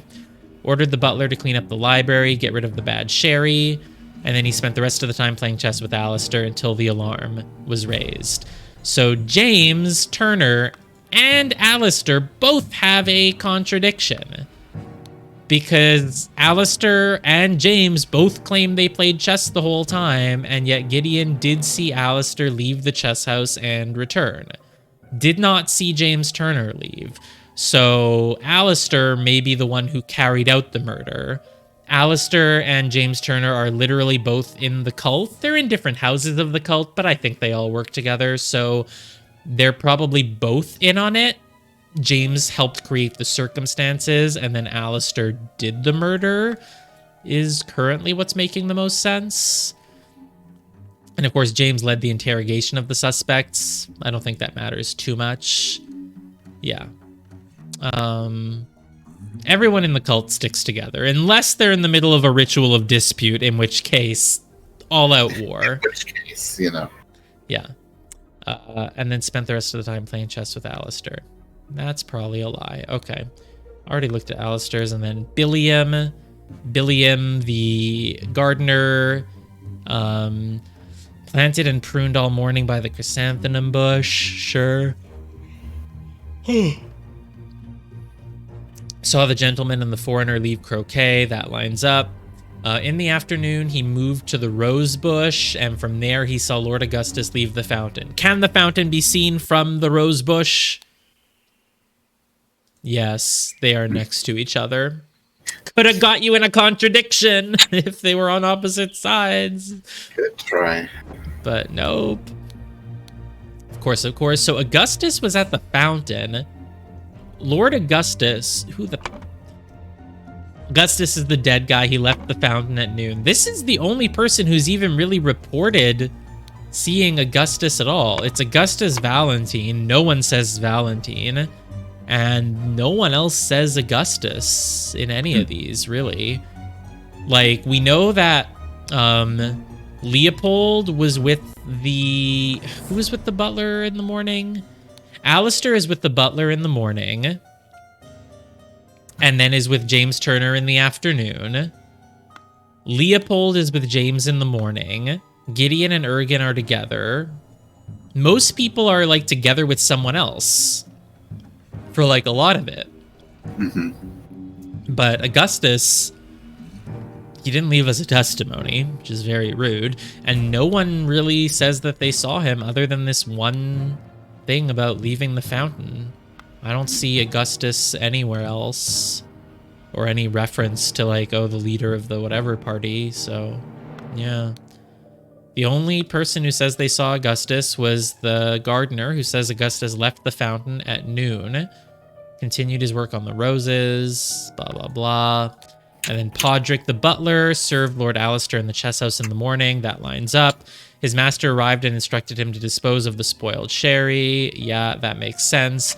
Then the butler told him to go assist Mr. Spade, but he never makes it because he finds Leopold asleep. He was overcome by dizziness and fainted due to his weak heart. None of these things cause dizziness, though, so it's really nothing. I mean, it's nothing. They don't cause dizziness. Hey, why did the Lemurians steal one of the... Oh, it's a seal of a Lemurian clan, so I guess... I mean, it's his. Is that how it works? Yeah, maybe not, but maybe it's his own clan's thing, so he just really likes it. He's part of the clan that holds an axe with two hands, as opposed to some of these other clans, which just have axes that are not held. Some of them are bugs, some of them are hands. I don't think I can really get what are these? Are they flower petals? Are they birds? Are they bugs? I don't know. Doesn't matter. That's a good question. Some shoot dogs. Is that what? Oh, yeah, this one. Fire and arrows at the dogs. Go and hunt him with the dogs. Yeah. This one is a bug infiltrating the flower petals. This is the Handshake clan. They're really great.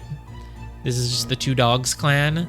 This clan only has one dog, so kind of sucks to be them. Why have one dog when you can have two? Okay.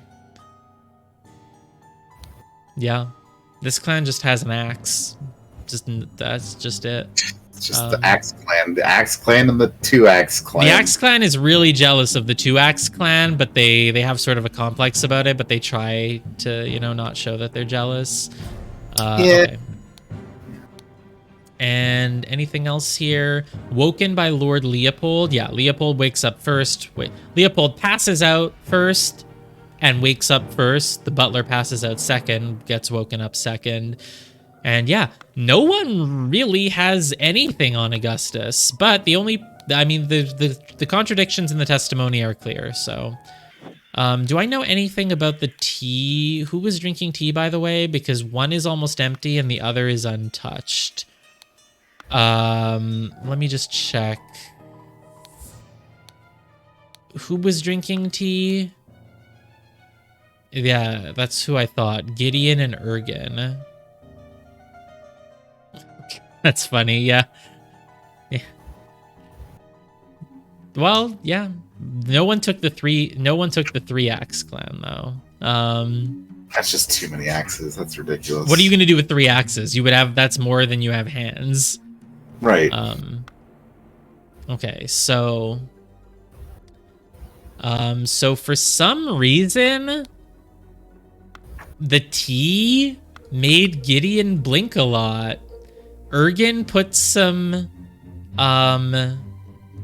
Lemurian lichen in the tea to make Gideon hyper concentrate on one thing. So I guess, yeah, Gideon hyper concentrated on the fact that Ergen really liked the chess house. So it's actually doing it the way that I said they should do it.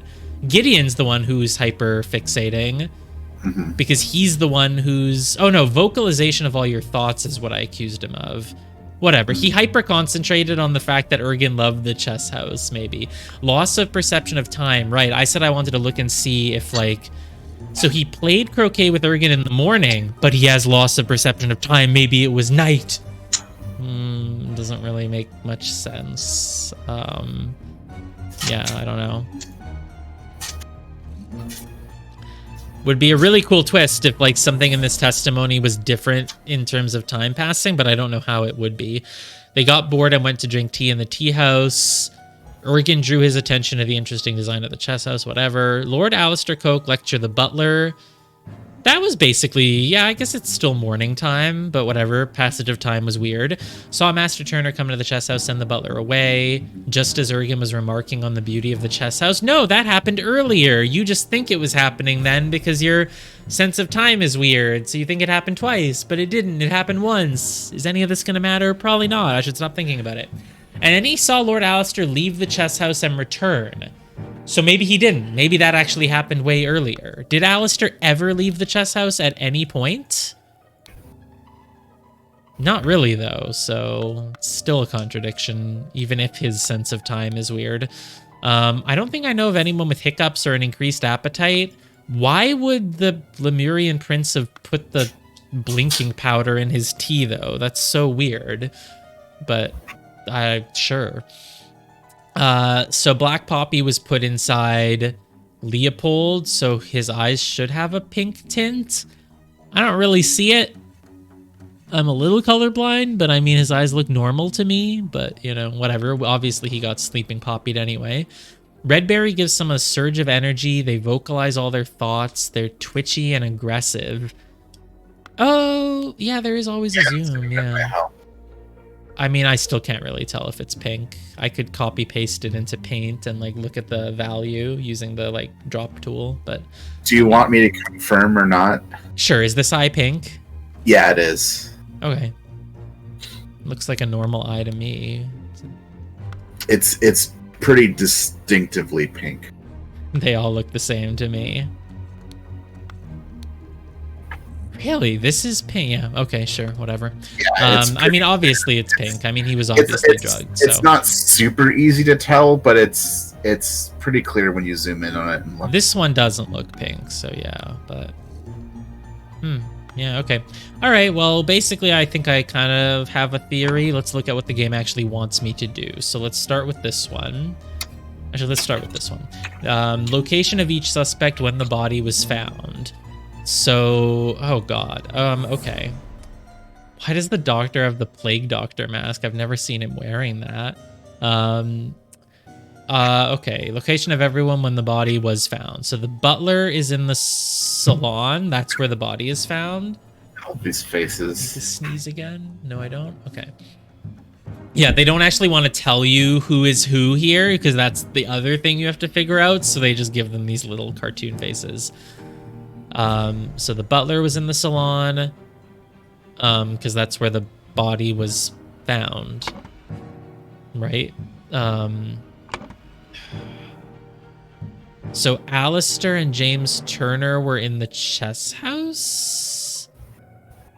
Alistair is the general and James Turner, the doctor, both were in the chess house. Looking at a bright light will trigger, really? I never knew that. Well, good thing for you, I do have some bright lights on. So, well, maybe not a good thing. Maybe a good thing for me. You, if you're like really invested in my sneeze. But yeah, I'll try that next time because I do have a bright light. You can tell I have a bright light because if I just I press it, the lighting really changes. Okay. I mean, it's not that bright. Okay, whatever. They were both in the chess house the whole time, according to their testimonies at least. The young man and the prince stayed... Where did they stay? I guess they go to the tea house. They talk about the chess house. Looking up, I have another light there. So y'all do not... I have the jankiest... Literally, I went and found like every old lamp that I could find in a closet somewhere and had to hook them all up. Otherwise, the green screen's not light enough, and it... Yeah, I have a lot of lights. Okay. What was I thinking? Yeah, so they went to the tea house. Pointed out the chess house, looked nice, saw them lecture the butler, saw them go to the chess house, and then saw him leave the chess house. None of these things, 3 through 6, change the fact that they were just in the tea house. So I guess they were just in the tea house the whole time, at least according to their testimony. Mm-hmm. So the young man and the prince... They do tell you that the young man is the one with the blue hair. I mean, I guess that's kind of obvious. I don't know. Gardner kept working on the rose bush, which I guess we'll just call flower beds. And the loyalist is the guy in the eye patch. He was also in the salon when the body was found. Unless we're meant to say, well, he was in the library because he saw it from the library. What do you want? What do you want? Is this not the salon? This is the salon. Fine, I'm gonna say that they were in the button. Oh, I can't even drag that there. Is the gardener in a field and not a flower bed? No, he's in the flower bed. Come on, like this... Maybe it's not based on their testimony. Maybe this is the actual accurate thing and one of them is lying, so... James Turner and Alistair I put in the chess house because they both claimed that they played chess until the thing and, you know, whatever. Alistair left, but he came back, so it's the truth that they were in the chess house. Billiam continued his work on the roses. I cannot specify rose bush, but it should just be flower beds. The rose bush is in the flower beds. Right? I mean, it's the flower beds and the rose bush is literally right here on this thing. Flower beds, so yeah. The butler was woken up by Lord Leopold then saw the deceased lying in the salon. Oh, okay. So Leopold saw it and said to raise the alarm, and then saw the deceased lying in the salon. Did you see them from the salon or from the library, which is right here, and you can kind of see through these? Are these window panes or just archway? It's just an archway. What the heck am I missing? Gardner was definitely in the flower beds. Doctor and General were definitely in the chess house, so they claim. Butler and Loyalist is the weird one. The body was found by them while they were standing in the library looking outside. To the salon, I'm pretty sure. Entered the salon and found the body. Oh, maybe I just had it slightly. So he, the Loyalist, entered the salon. The butler was still in the library, and the Loyalist from the salon said, raise the alarm. And then the butler kind of looked over and saw the body. Oh, well, yeah. The body was found the moment the Loyalist sees it in the salon, and so the butler is still in the library at that moment. So, yeah. That one's a little bit finicky, so I don't blame you for kind of half brute forcing through it. Yeah. Okay. Got it in the end, so that's fine. Someone is the victim. The something is the murder weapon. The place is where he was murdered. Body was found by someone. Sure, I mean, that should be pretty straightforward. Augustus Valentine is the victim. The button is the murder weapon. The boomerang is the murder weapon, apparently, which can stab someone. I guess it's a very sharp boomerang. The salon is where he was murdered, presumably, and the body was found by Leopold Blanchard. Yay. All right, now for the actual thing. Yep, here we go. Early in the morning, someone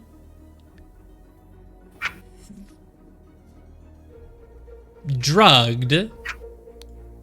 Let's just go. Let's just do it as we go. We don't even need to roll thing. I know what's going on. Early in the morning, James Turner drugged Leopold Blanchard in the library and stole a button. Meanwhile, in the... I can't do this one off the cuff. Meanwhile, in the something, someone... Well, frame is the only thing that doesn't have a past tense, right? Some of these are past tense, some of them are not. So, meanwhile, in the something, someone did something to someone and somethinged a Lemurian club seal from the salon. The only thing that's Lemurian is a seal. There is a Lemurian club on the wall, but no one did anything with it. And I don't have the word boomerang anywhere, right? Oh, it's over there, right. But is the boomerang Lemurian? It probably isn't. So whatever, let's take this back for a moment. In the something around noon, someone killed someone and somethinged the something on him to, okay, well, and planted the button on him to frame Leopold Blanchard. Okay. So meanwhile, in the something, someone and killed a Lemurian, stole? It must be a second stole. Stole a Lemurian boomerang? No one did anything with the Lemurian club. I don't even know where the word seal is from or what it's even referencing. So I don't... In the somewhere... I mean, Alistair is the one who did this. He obviously snuck out from the chess house. So probably, let's put that in. Alistair Coke killed Augustus Valentine and planted the button on him to frame Leopold Blanchard, obviously. But what is going on in this sentence? It has too many blanks for me to even begin to process what it is. So, meanwhile, in the someone, something, someone, and stole a Lemurian something from the... And then in the... Oh, I guess in the salon around noon, Alistair Coke killed Augustus Valentine. Sure.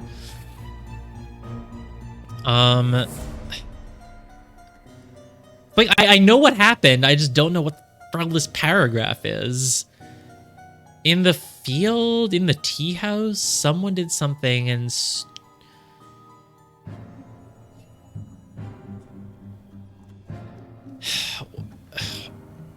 What are the locations? It's not in the fountain. In the field, in the chess house. In the chess house, no one... Okay, who did... Someone did a verb. Someone, and this is past tense. So someone either drugged someone, killed someone, or planted someone. Those are the only past tense verbs that I have. Someone somethinged someone. It can't be a present tense verb. So it has to be someone drugged, someone killed, someone planted. You cannot plant a person. I cannot plant you. No one else was killed, so it must be a second usage of drugged. Which means that in the tea house, Ergin Patu drugged. Oh, this is how he can get framed, because he did... Well, it can't be stole. Well, you can't steal a person. Person A stole person B. I don't think so. It is past tense. And technically, you can steal a person, but you can't really steal a person. But it is past tense. So meanwhile, in the tea house, Ergin Patu drugged. I mean, this did happen. I don't know if it's relevant to the murder, but it explains why he was able to be framed, I guess. So Ergin Patu drugged Gideon Bell and stole... Oh, a seal is the freaking square thing on the wall. That's what the freaking seal is. Yes. I didn't think of them as seals, but yeah, that makes sense. What is a seal? A seal can be a lot of things, but in this case, it seems to just be kind of like a... It looks like a plaque. Just like an icon, yeah, like a... Just like a plaque. Right. See, I've never thought, like, what is a seal? Doesn't a seal have to seal something? Apparently not. Not necessarily. It can just be like a sort of iconography thing. Like, yeah, like an official state seal. A state seal is also just sort of a crest, basically, I guess? Yeah, basically. I don't know. Okay, and stole a Lemurian seal from the salon. There we go. That was surprisingly simple. So Brotherhood members Alistair and James plotted to turn the ruling moderate and loyalist parties against each other. That makes sense. So Alistair and James probably are with the... Well, we don't know if they're in Lazarus's party, but they were, you know... The cult obviously wants to support Lazarus. The cult could have double agents, right? They could be part of the other parties. Because why would... If you're in the minority party, why are you the one inviting the others to dinner? Do you have control over what they do? Well, you know, it's just a nice dinner that they're going to discuss the prime minister situation. You just normal political negotiation. Yeah, I mean, even if you're in the minority party, you know, you can still be part of the discussion. Yeah, exactly. Over the course of a weekend at James's manor, Alistair murdered the moderate leader and James framed the loyalist leader. Yep. Yeah. Yep. You were really on top of this one. Like you had this like almost nailed. I mean, it felt pretty obvious. I had a little bit more trouble with it. I was confused by the fact that there were two druggings. I didn't catch the blinking thing as soon as you did. I also don't think it's that obvious that Alistair Coke is the murderer. Well, it's right. I mean, I made a very quick inference. I was like, well, there's a contradiction. Someone said they saw him leave the chess house, and he says he didn't, so boom, it's him. That wasn't necessarily the case. The person saying they saw him leaving could be the one lying, so... Yeah. Like, it could have been Gideon. So there were a couple different aspects to this. By the way, you didn't notice that Podrick Hill also had pink eyes. I didn't want to point it out, especially since it actually wasn't important. But Podrick Hill, the butler, was also drugged. Like, he also accidentally must have gotten the poppy or whatever. Yeah, he probably snuck a sip of it. Yeah, I probably clicked... I think I zoomed in on his eyes, and I was like... Well, see, this is why I can't tell that Leopold's eyes are pink. They look the same as everyone else's eyes. Look at the butler's eyes. They look the same as his to me. Yeah. But I guess I'm just colorblind. Yeah, sneaking a sip of sherry does make sense. Oh, right, and he blamed... Oh, right, his own testimony was the one that said it was the heart thing. Yeah, right. Yeah. That makes sense. Okay. So we still don't know exactly if Alistair and James are in Lazarus's party, but it doesn't particularly matter. And so James he just wanted to turn those parties against each other, because if they're fighting, they will not form a coalition. Doesn't matter who wins that fight, someone will make a coalition with Lazarus instead now. Great. Cool. And so you kill the thing and you make it look like Leopold did it. The fact that Leopold thought that Ergen did it, was that part of the plan, or was that just because Ergen just happened to steal a seal on his own? I don't know. Hard to say. Yeah, I don't know. Because, yeah, I mean, planting the button is obviously what really seals it. The fact that Leopold accused Ergen did make it seem like, oh, he's trying to deflect, but I don't think that was part of the plan. I think Ergen was just doing his own thing. Look, Ergen saw one of... Well, yeah, I mean, yeah, there's no real reason why. Is it a Lemurian weapon? It's not, though. The boomerang's not Lemurian. The Lemurian club is Lemurian, but the boomerang, I don't think there's any reason to think the boomerang's Lemurian. Unless I'm wrong. Everything on the wall is... That makes sense, because... Maybe that's why I heard of Lemurian before, because they mentioned that this weapon was Lemurian, maybe. I don't know. He mentions at one point that he's like a big fan of like Lemurian culture. Yeah, exactly. And yeah, okay, that makes sense then. They're all Lemurian. Is the idol Lemurian? I don't know. I thought we'd seen the word Lemurian before. Paris says it hasn't come up, but it might have. I don't remember for 100% sure. Maybe MSG remembers, but I don't know. Yeah. All right. Well, you have more knowledge than me. Oh, hello, Idol. Let's look at this epilogue then. You have proven that I can trust you, says... Oh, Lazarus. Hey, here's the Brotherhood's artifact that I removed from the traitor Keen. Oh. What? Demonstrating this. Yeah, I know how the idol works. There is much more. It can also suck up air and life. And also, I have a creepy laugh. Oh, it came up that the idol was taken from Lemuria in the very first tutorial. Oh, yeah, this blade, the Lemurian blade, is the previous and next thing. I never really thought of that.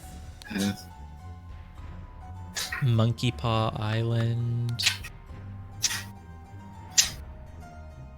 I don't see anything about Lemuria here. Oh.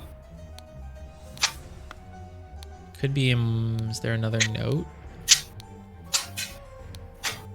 The idol might be Lemurian though. Because I felt like I'd seen the word before, but whatever, it doesn't matter that much. I want to look at this epilogue again. So, okay, Lazarus became the leader and then he betrayed Keen? But if Keen's a traitor, that should reveal you as a traitor, but you have proven that you're Jesus Reborn now. But still, feel like turning on Keen doesn't help you, but I guess it does. And what happened with David Gorin? Where's David Gorin? Well, whatever. Okay, so he showed them how the idol works. All right. And now, chapter 4, the new order. So, you are the expert on how long is left. I don't want this stream to go longer than 3 hours. Now, just this looks like a long one. Maybe this one's an hour long and then this one is next stream, or what? What do you think? If you want to, so you want to do the stream for another hour, possibly. I think that you could do the next chapter in an hour. It would be tight. I don't know for sure. Okay. I don't know if you would be able to do both of these in the next stream though. So it's like, do you want to try to do this in one stream and then do the last one in the last stream, or? Yeah. Let's do this one. We can do it in an hour. I mean, I don't mind. It's a little bit shorter than chapter 9. I'll say that. Yeah. Oh, okay. Only a little though. Whatever. We'll just do it. The last chapter. Yeah. Why would he show them how the idol works? I mean, I don't know. I mean, yeah, I don't know what his plan is. We're gonna find out, I guess. Hey, it's Nicholas Maker. Okay. It's back. Let's take, I guess, a 2-minute bathroom break, and then we'll do chapter 10, and then 11 plus epilogue will be good for next time, I guess. Though it might not take 3 hours, but you know. All right, I will BRB.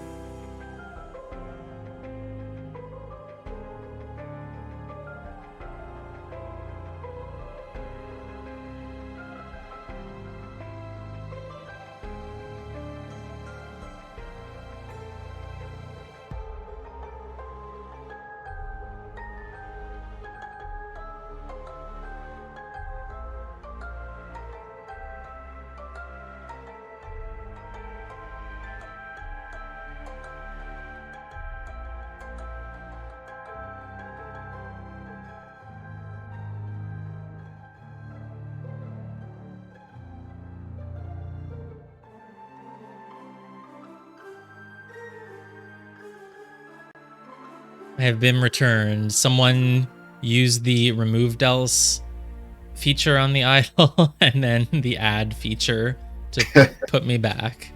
Oh no. What a trick. I can't believe there's a symbol just for that. Yeah. Okay. Chapter 10. So Nicholas Maker is like giving a presentation, obviously part of the cult because he's freaking heart with an eye in it and wings and a glowy aura. Chapter 4, The New Order, Triumph of Order. Yes. Good job, New Order. You are already triumphing.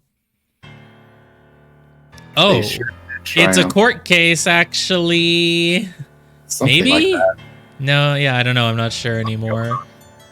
I don't know if I know who these people are at all. That looks like... Is that James Turner again? I don't know. His face looks a little familiar. And, there is a... Why am I already at 12 out of 46? Is it because I have the numbers 1 to 9? Oh, I get. Yeah, that's a good question. I actually didn't notice that. Yeah, I have the numbers 1 to 9 and a plus and minus. That's interesting. All right, I'm not looking at the rest of the screen. I think now. that is why. Okay. Ooh, I can go. I was like, oh, it's only one room, but no, you can go up. Oh, hey. Okay, it is a court case. The judge's table is just really high. Is that James Turner? Maybe that's James Turner and Alistair Coke. Okay. But is this like a court case in the real world, or is this culty? Well, we're gonna find out. This one is mostly just people. Like, there's not much evidence. It's just a lot of people. Oh, you can go to the judge's chambers, actually. Holy shit. There's a lot going on. Yep. Oh, God. 1, 2, 3, 4 again? No. I don't even know what the... Oh, those are the symbols that are in the... That are on the wall there. Okay. Well, Nicholas Maker is the main character here, so let's start with him. It is a thing of beauty to see order prevail. If it were not against the first virtue, I would feel very happy. But the cult does not allow us to feel happiness, so of course I shall not allow that.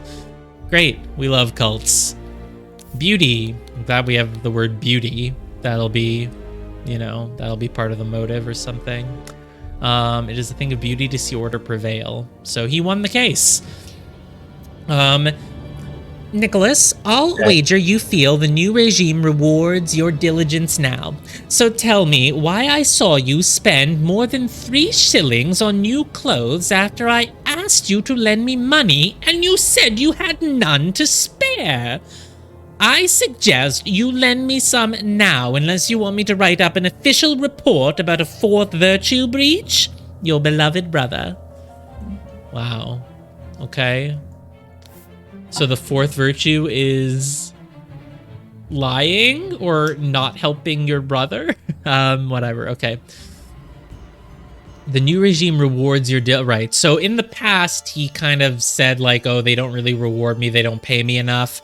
But now they do, I guess. And okay, he bought some new clothes. Is he wearing different clothes? Looks kind of the same to me, but I never paid much attention to his clothes. Okay, so brother is sort of threatening him, blackmailing him-ish, kind of. Ooh, is this like a passport? So Nicholas Maker, born 1757, he's the record keeper of the Order Party.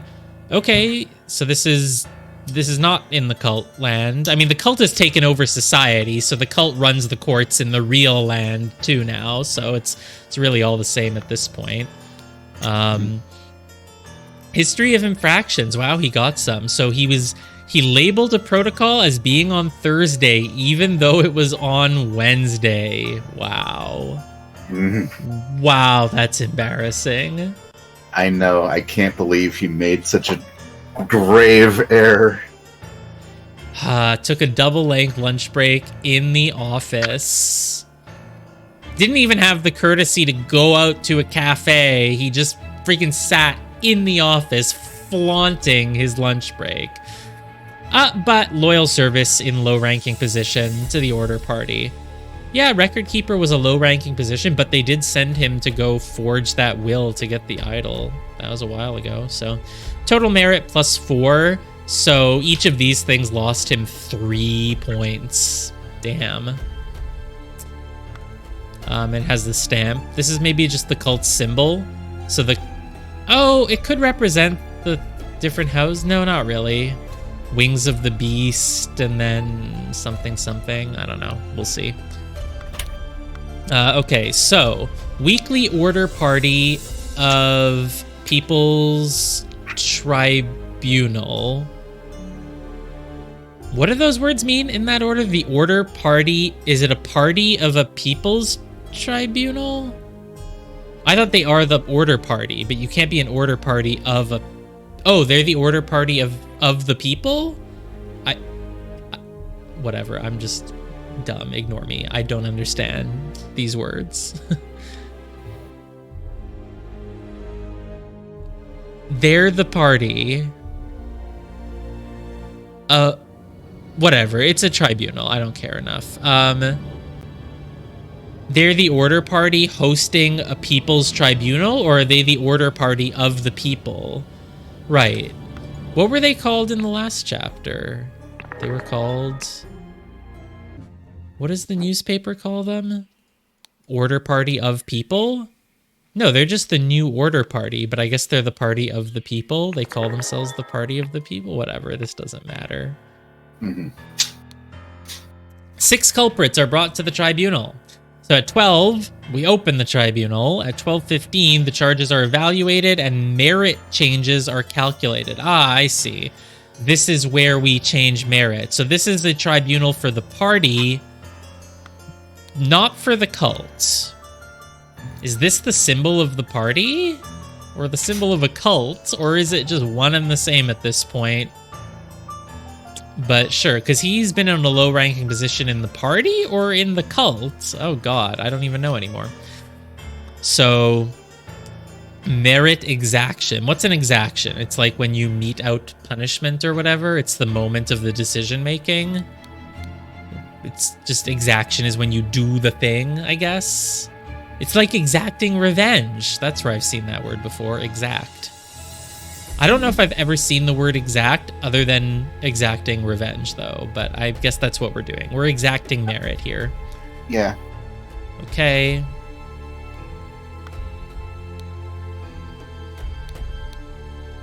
It is weird how exact is only used for revenge. Like, if you learn another language, like I on and off try to study Japanese sometimes, and sometimes you'll be like, wow, it's so weird that this one verb has like one meaning that is only ever used with one other word. Like, that's so weird. Why is this language so weird?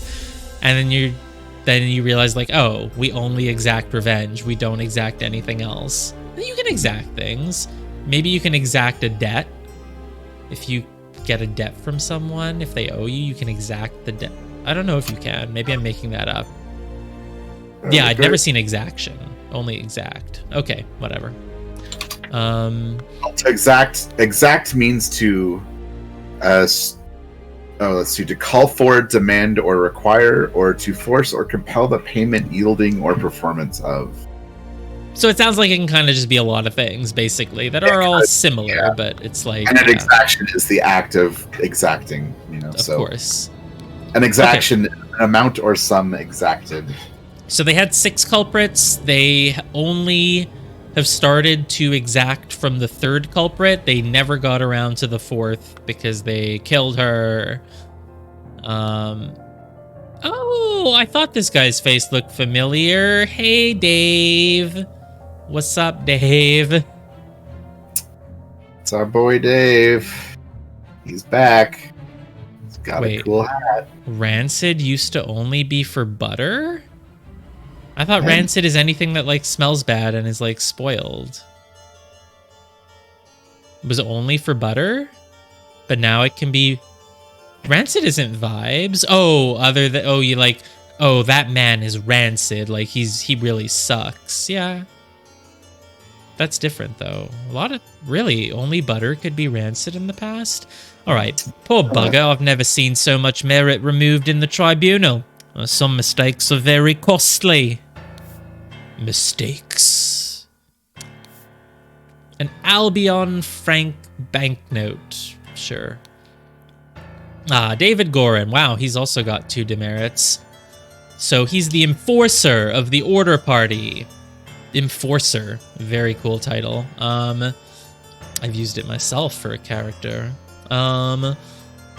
So Rancid vibe. I've never heard rancid vibes. I've never heard the term rancid vibes. I thought you just meant it was like a vibe a person could have. Yeah. So, okay. He had a secret compartment in his office locker. I mean, you know, he's an assassin. He got to keep the tools somewhere. Denied the existence of the secret compartment. Oh, David, never lie to us, David. We'll always find out. Loyal service in low-ranking position to the Order Party. Okay. But he's at +10, so these were not as big of infractions as Nicholas Maker's. I mean, I feel like I am very internety, but I have not heard rancid vibes. Is it like Gen Z? I'm not Gen Z, so I don't know. Okay. Remember the second virtue. Is this like the 7 sins? I guess it's sloth. I was gonna say sloth. No, pig is gluttony, but this looks like sloth. Sloth is laziness. Well, the second virtue is don't be lazy. And the third virtue, don't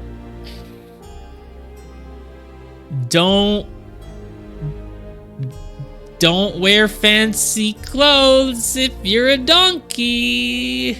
Don't do this. Don't be like this person.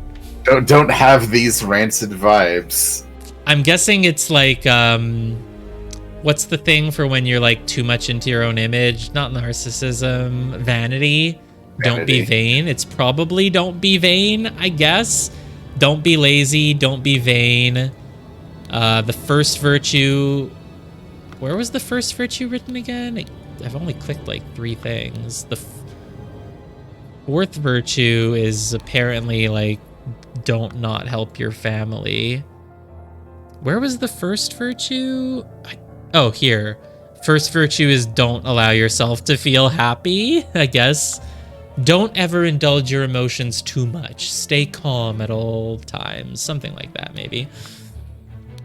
All right. So David Gorin's just part of the cult now. He just got in, I guess. I mean, he isn't. I guess Edmund died. I guess Edmund really just is dead. And David just went to work for Walter Keane. But Walter Keane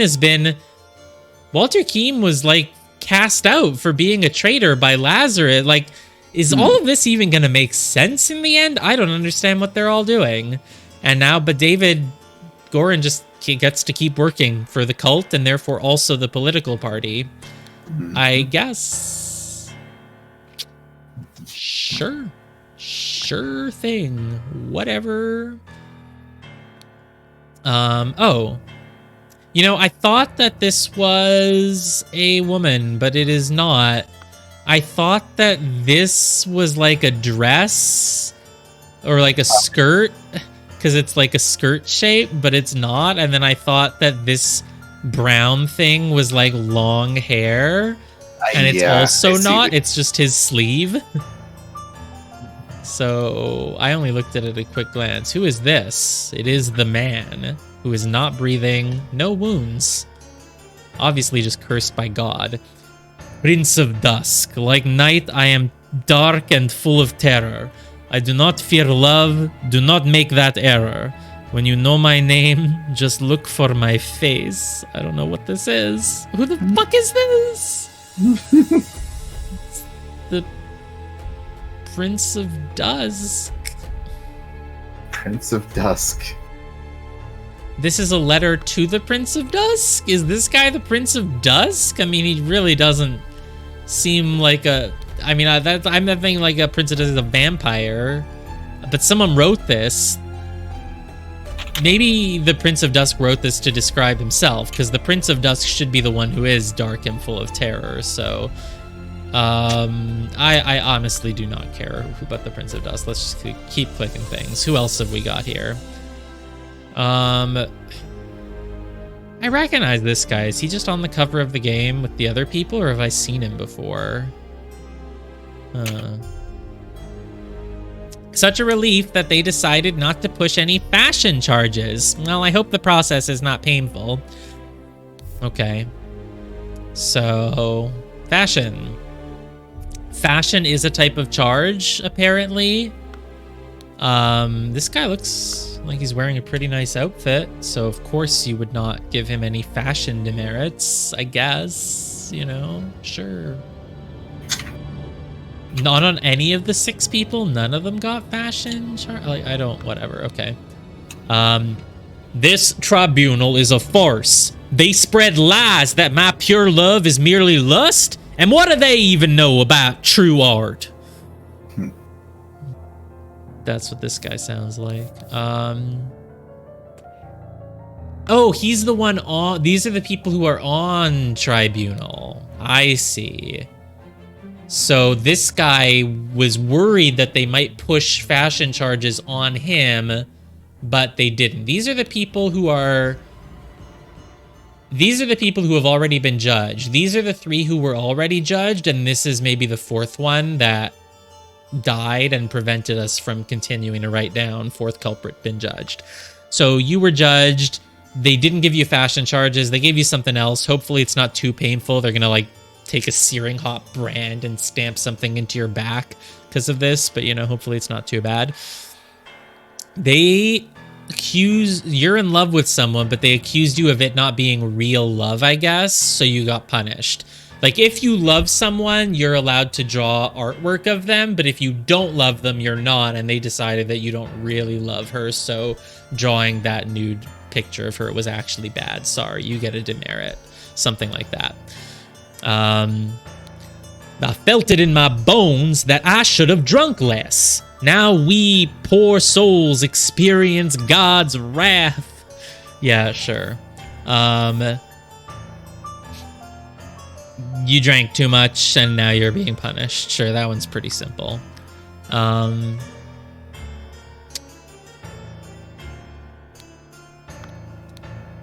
So, okay, those 3 were already judged. This person, we didn't quite get to the judgment. They're dead now.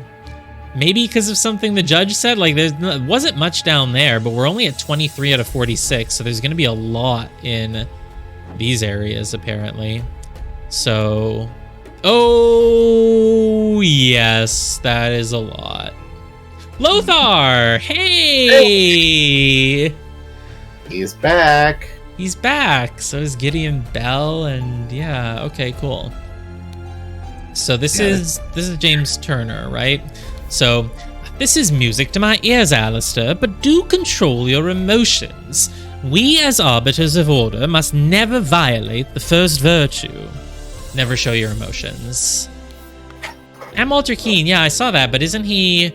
Oh, right, he was like accused of being a traitor, and I just thought that means they cast him out, but I guess they didn't yet. They're kind of gonna bring him up on charges now. None of these...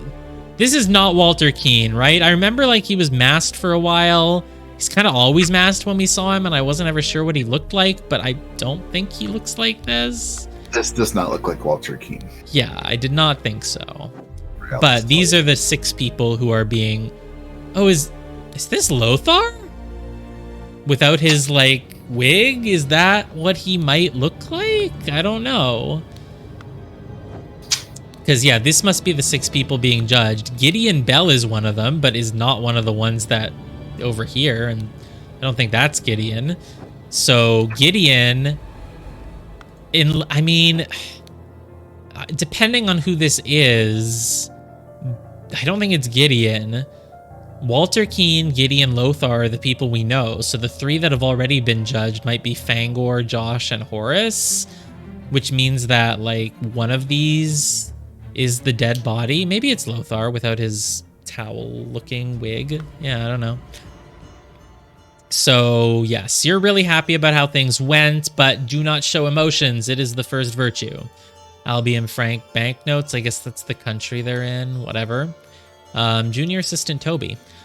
Dear Dr. Turner, I must regretfully inform you that during your absence from party business, your senior assistant Daniel has demonstrated extreme untidiness and thus breached one of the virtues. Junior Assistant Toby.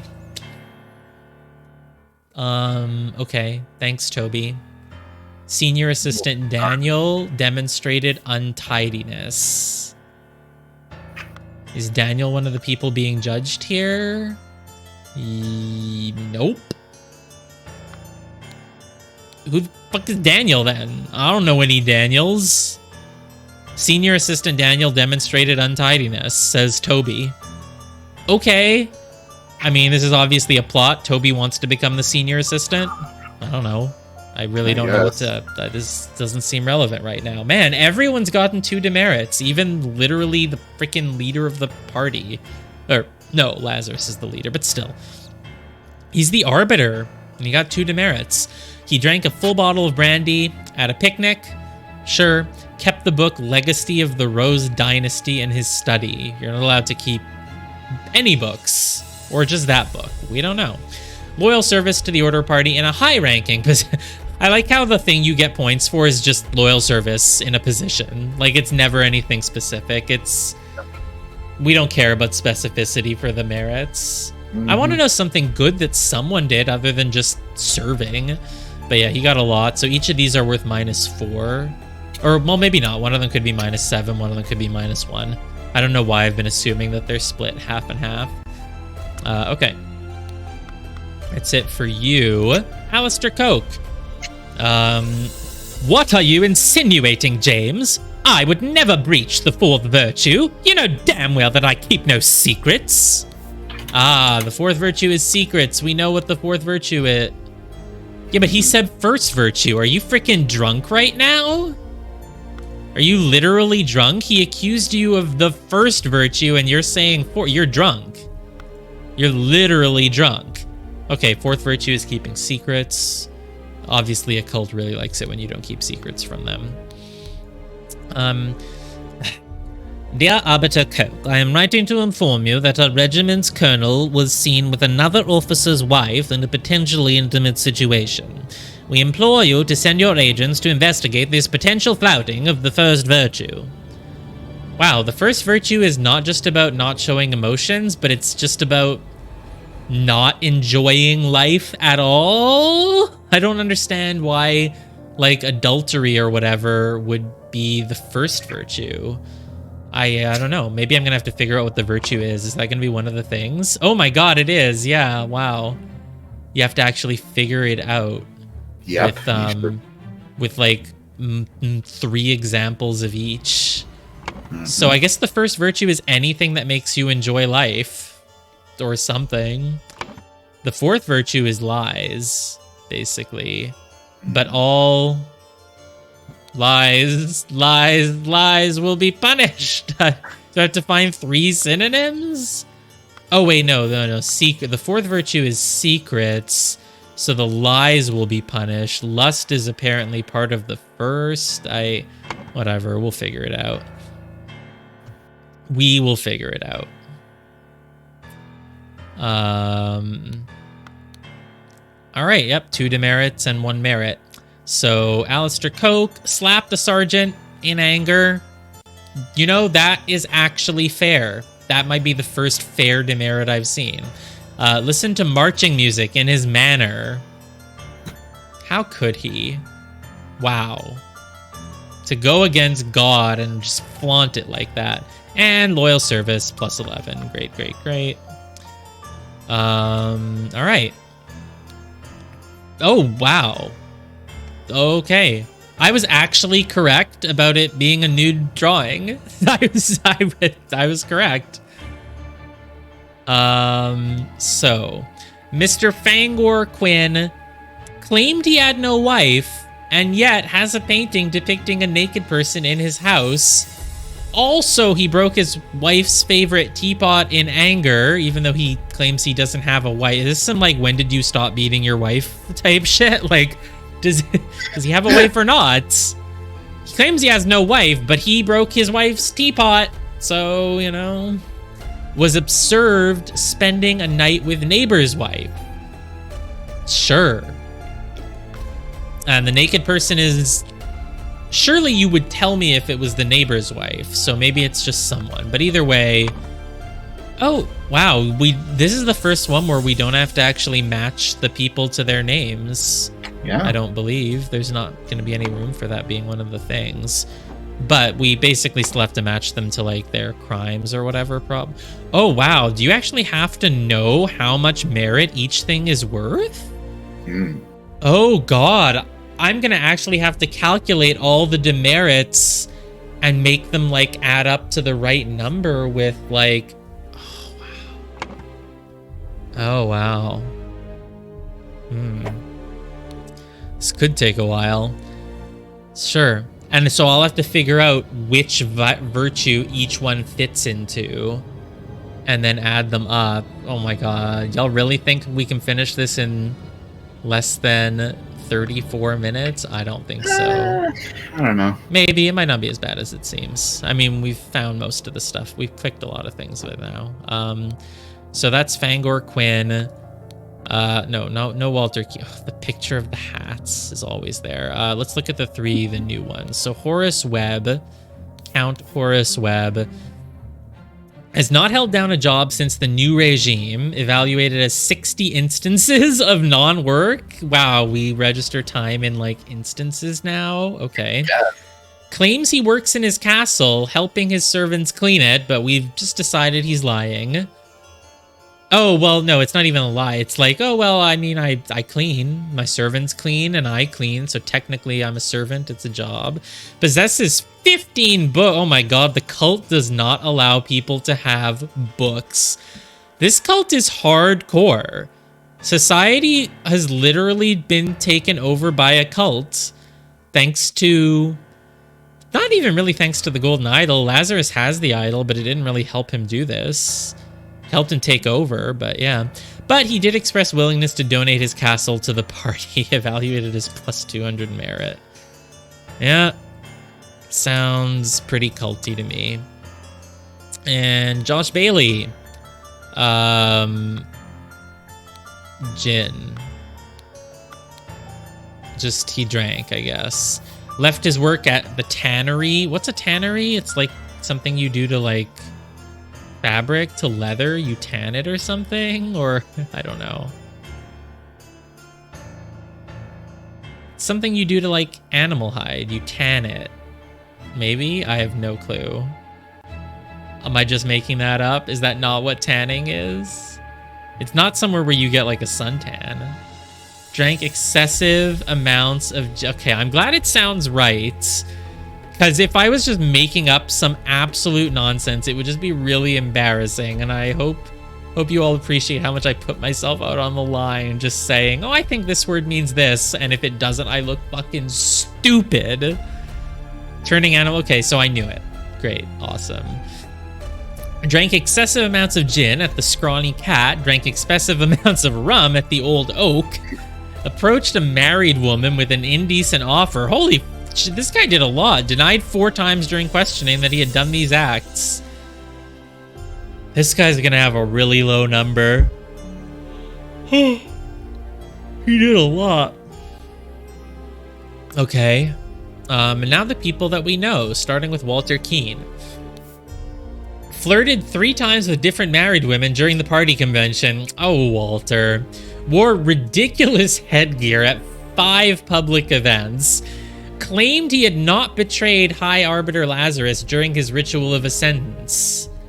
Expelled from the Party of Order. That's not a demerit, that's just a thing we're noting. But he didn't betray... Did he betray him? I don't remember that. I thought he helped him.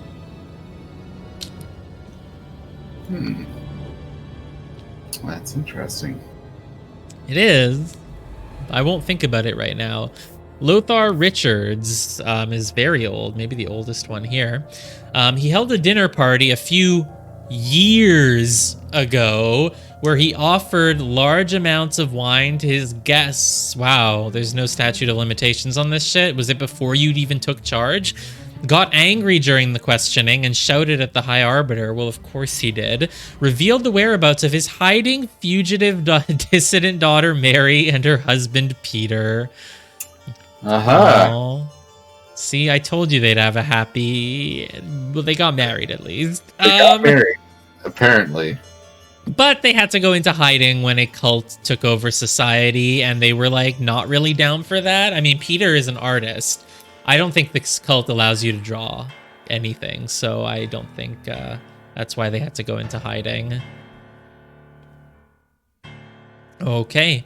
Wow, Lothar betrayed his daughter. Jesus Christ, Lothar. Yeah. I'm a piece of shit, huh? There is no excuse for that. For only 15 merit, yeah, it's not much. Well, 15's okay. I mean, like, some of these people only have, like, a total of 12 when they're in really high positions, so 15 merit is a lot, but oof.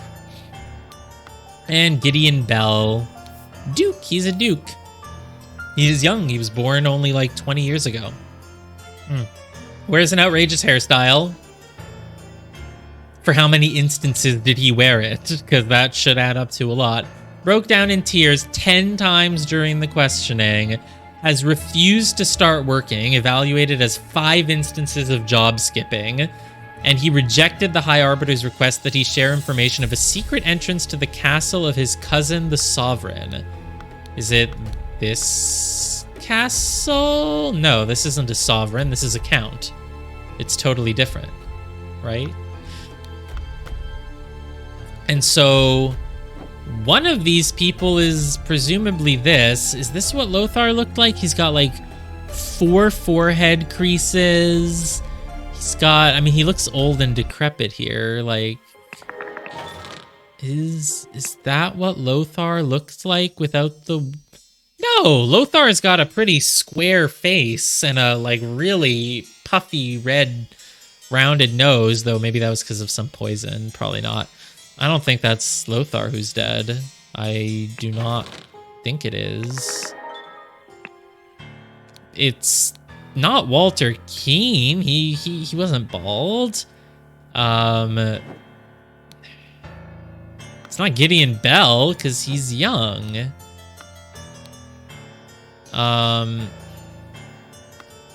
You sure we don't know this guy? I want to call this guy Horace Webb. Is this Horace Webb? Are you sure we haven't met him before?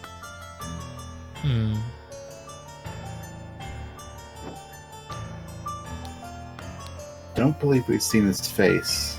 I can't recall if there was any mention. Okay, I just feel like he's Horace Webb. Is he? I guess probably. No fashion charges. He just looks like a Horace Webb. This is the guy who did the artwork, and... Oh, this is the gin guide. Should have drunk less. So yeah, this is Horace Webb. Felt like I already knew that, though. I don't know. Maybe I'm just imagining it. Maybe Horace and I just have a connection. Could be. Okay. Great. We're at 39 out of 46 now. I probably missed something in one of these. Walter Keane. Thanks. God, I don't know. I feel like it should just be obvious who the dead one is, but I can't tell. Because everyone looks different in every goddamn chapter. Lazarus is so big now. Does becoming the leader just make you big? Okay. Silence! You will perform your function as much as is required. It is paramount to ensure order in our new society. I've changed voices halfway through there. It's fine. It happens. You will perform your function as much as is required. Okay.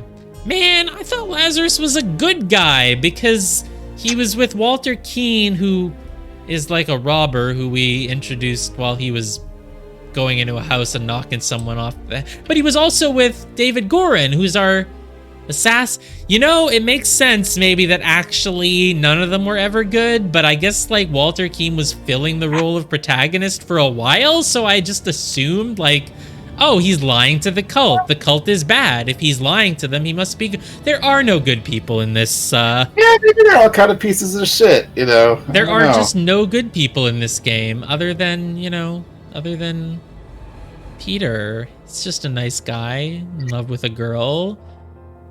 He did some shady things though to be with her. Well, not that shady. He just paid someone to sit next to her. He did try to steal an idol, but he didn't actually try to kill anyone to do it. No, he didn't. he It's was true. left nothing in the will, and it was pretty suspicious that some associate was given the idol. Yeah, Mary hasn't done anything wrong. We don't know anything about her, though. Little Pip, obviously, has never done anything wrong. Little Pip did sneak alcohol into the attic.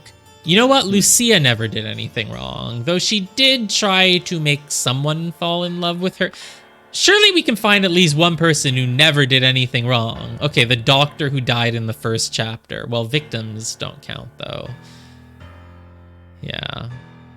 Mary, gold digger? Peter has no gold. So, nah. It's the idol. Do I have to go back some chapters to see what spell it's casting, or do I not care? I'm gonna say I don't care, unless given a reason to. Remember the second virtue. Store confiscated objects and evidence according to the virtue breached. Is that the second virtue, or is that just a second thing? He didn't inherit. He was left nothing in the will, and he was constantly asking for money. I think you're wrong. Brandy. It is a bottle labeled brandy. Opium. You can tell it's opium because it's labeled opium. A note. Invoice from 1795. That means we're like 3 years later-ish. From the Blackbrook Farm. Is that one of the houses at the start?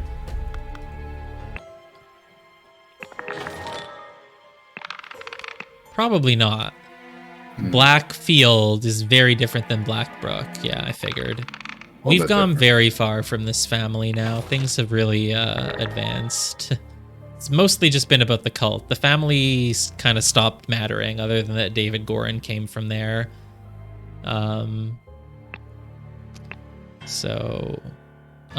Okay. Blackbrook Farm. An invoice means they charged you this? Yeah, you bought 3 pounds of butter, which apparently can be rancid. Why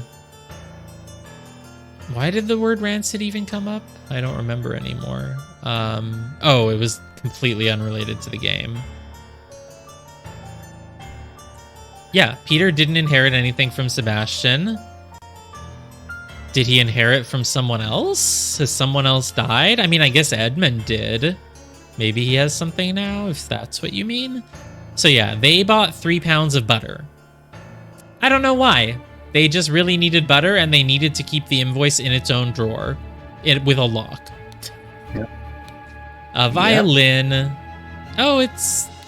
Okay, Gideon Bell. Painted by Jasmine Nightwings? Who the hell is this? The goth teenager? Mom, my name is Nightwings now. I told you. Okay. I'm digging Jasmine Nightwing's Castlevania-style portrait of Gideon Bell here. She was born with this name, so she just played into it.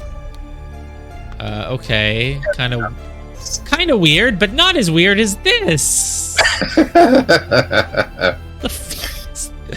Why do you have this? Why is it with a painting of Gideon? Fine, okay. A book titled Stories. Oh, wow. It's a very You cannot judge a book by its cover or by its name in this case. You really just can't know what this is about. Yeah. A book titled Autumn Tales. This one gives you at least a little bit of a hint. All right. It's a little descriptive. Observe the 4 virtues. So yeah, this one is something about feelings. This one is obviously about hiding things. I don't remember what the other 2 are, but there was things saying them. I'll have to go put it all together soon. In all truth, Lord High Arbiter, I would prefer storing no more than this. Great. Wow, this guy's got a really developed character. He would really prefer storing no more than this, which is just very, yeah, wow. Wouldn't we all prefer storing no more than this if you really think about it? March 13th, 1795. Is that Lazarus? Yeah, it's another like political cartoon, and so that is Lazarus, I think. Since year 1792, when it gained a majority in Parliament and liberated our government from multi-party chaos, the Order Party has worked hard to improve society. Despite the vast popular support for the party, His Majesty refuses to acknowledge the authority of the party's tribunal. High Arbiter Lazarus Hurst has announced that in 2 months, the party and its supporters will participate in a peaceful march to the king's current residence to demonstrate their virtue of moderation. Okay, so I'm a little bit confused. Their party gained the majority. Not sure how, but obviously they took advantage of the conflict and maybe formed some sort of coalition or absorbed some seats, whatever. They got a majority, but His Majesty refuses to acknowledge it. He acknowledges that the party has the majority, but doesn't acknowledge their tribunal where they give out these demerits and stuff, I guess. So, like, he acknowledges that they did win the political seats, but His Majesty still isn't letting them have, like, total control over society as a cult or something. And so they're gonna go do a violent overthrowing of the king, basically, soon, in 2 months. Well, I don't know what date it is right now, but yeah. That's on March 13th. That's probably what date it is now. You wouldn't have a newspaper article from something other than today. I don't really know where else to find the date. Maybe I'll remember. So, okay. You are holding the newspaper article. I don't know why. I would prefer storing no more than 1 butter receipt in this drawer. It cannot hold anything else. It's just fucking chock full of things. Yeah. We can't put anything more in here. I am honored to help the party upkeep the 4 virtues. I only hope sitting here all day does not count as sloth. Why are you just sitting here all day? Are you not being commanded to do something? Well, yeah, whatever. Yeah, so sloth is one of the virtues, obviously. That's what I figured. And, yeah, so... Is this Little Pip? It looks like Little Pip. It looks like his hairstyle. I think it is. I mean, he's not so little anymore, right? He's a medium Pip now. Yeah, it's been a few years. He's mid-Pip. Well, anyway... there are worse jobs than this one, and thank God tobacco is not considered an indulgence. I just switched voices halfway through Zen's at this point. And thank God tobacco is not considered an indulgence. A bit boring though. Too bad literature is forbidden. Can't read Dark Hand versus Monkey Man or whatever. Okay, there are worse jobs than this one. Tobacco's not an indulgence. That is very interesting, though. Can't read books, though. All right. So... Okay, that's 46 out of 46. What am I actually meant to be... Well, I have to figure out everyone's demerits and stuff, and then I guess I have to figure out why this person's fucking dead, because nothing here is in any way related to someone dying. So, all right, let's look at our section. Oh, God. Math. Let me move this stuff back.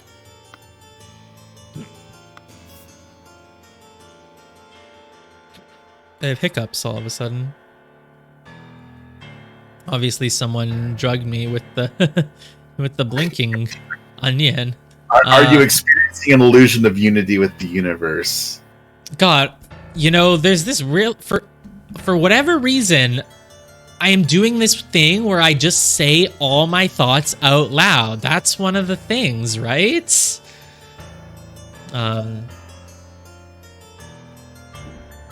Okay, so I'm gonna break my order and actually look at this thing because it's mostly filled out and I want to sort of know what the hell is going on before I start doing all this. So some amount of year, this is obviously years, I think pretty sure it's 3.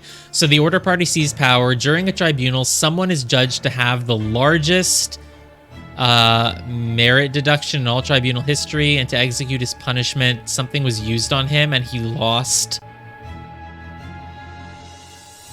He lost something and died? What could he lose a number of? He lost, 23 beauty, 23 diligence. He lost 23 health. Stat deduction. Yeah, like what? He lost... Because that is a number, obviously. He lost 23 secrets, 23 music, 23 emotions, souls. He lost bones? That would make the most sense, but not really. Nothing would ever give me an indication of how many bones that guy lost. Okay, sure. So I'm figuring out, so one of them has the largest amount of demerits ever, and so they used something on him to make him lose bones? Sure, all right, we'll get to it then. So we got to figure out the virtues. Oh, so each virtue is punished for a certain amount of merit, but it's no matter what you did in that virtue, you lose it. But maybe multiple instances counts differently. So we basically just have to calculate all of these people, how much merit they gained or lost. All right, it's just a math puzzle, and then somehow that'll help me figure out which one of them died and what the hell they used to kill him. What could be used on him to kill him? Beauty, diligence, merit, mistakes, franks, fashion, lies was used on him. Music was used on him. Indulgence was used on him. Bones was used on him. Truth was used on him. None of these make sense as a thing that can be used on someone. Does anyone see any of these that could be used on someone? People who've already played the game can't answer, but people who haven't are allowed to help. To execute his punishment, beauty was used on him.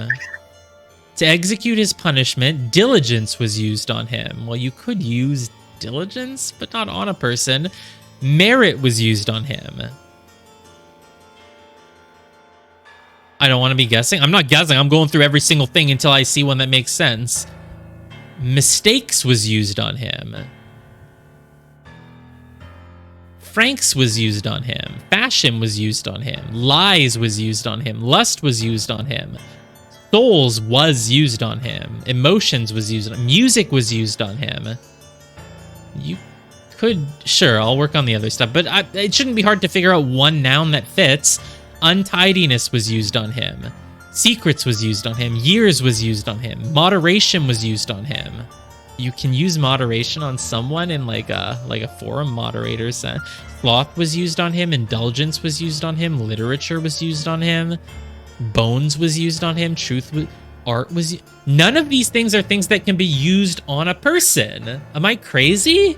Maybe it'll make more sense. Maybe one of these is like secretly a code word for something else, but that it's very weird. But okay, fine, I'll whatever. So are just bones deduction in all tribunal history. So they used bones on him. He lost 56 bones and died. Yeah, he lost 99. He lost 99 bones. Okay.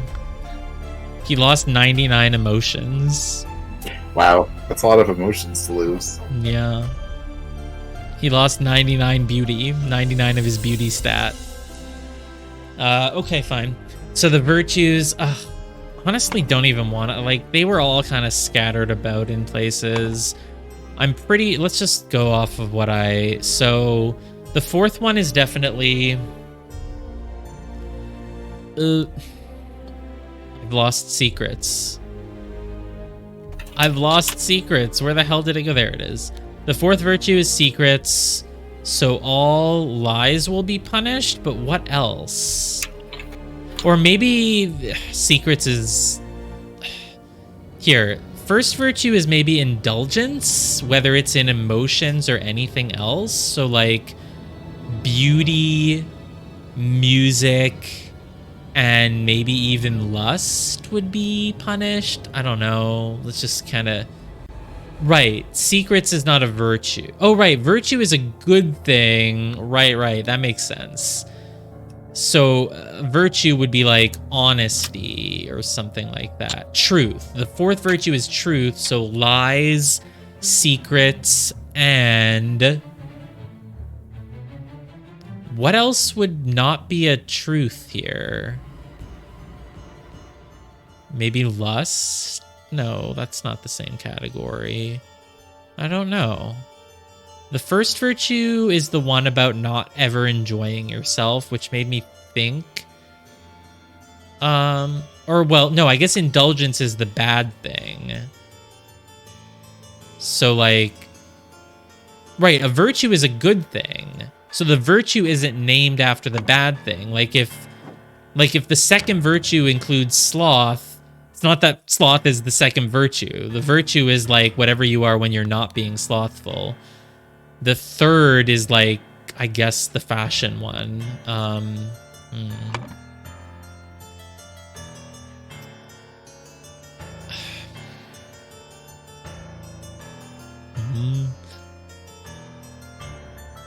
Is diligence one of them then? Like, so if like the second, oh, at work, something will be, so yeah, the second one is the pig. The third one is the fashion one.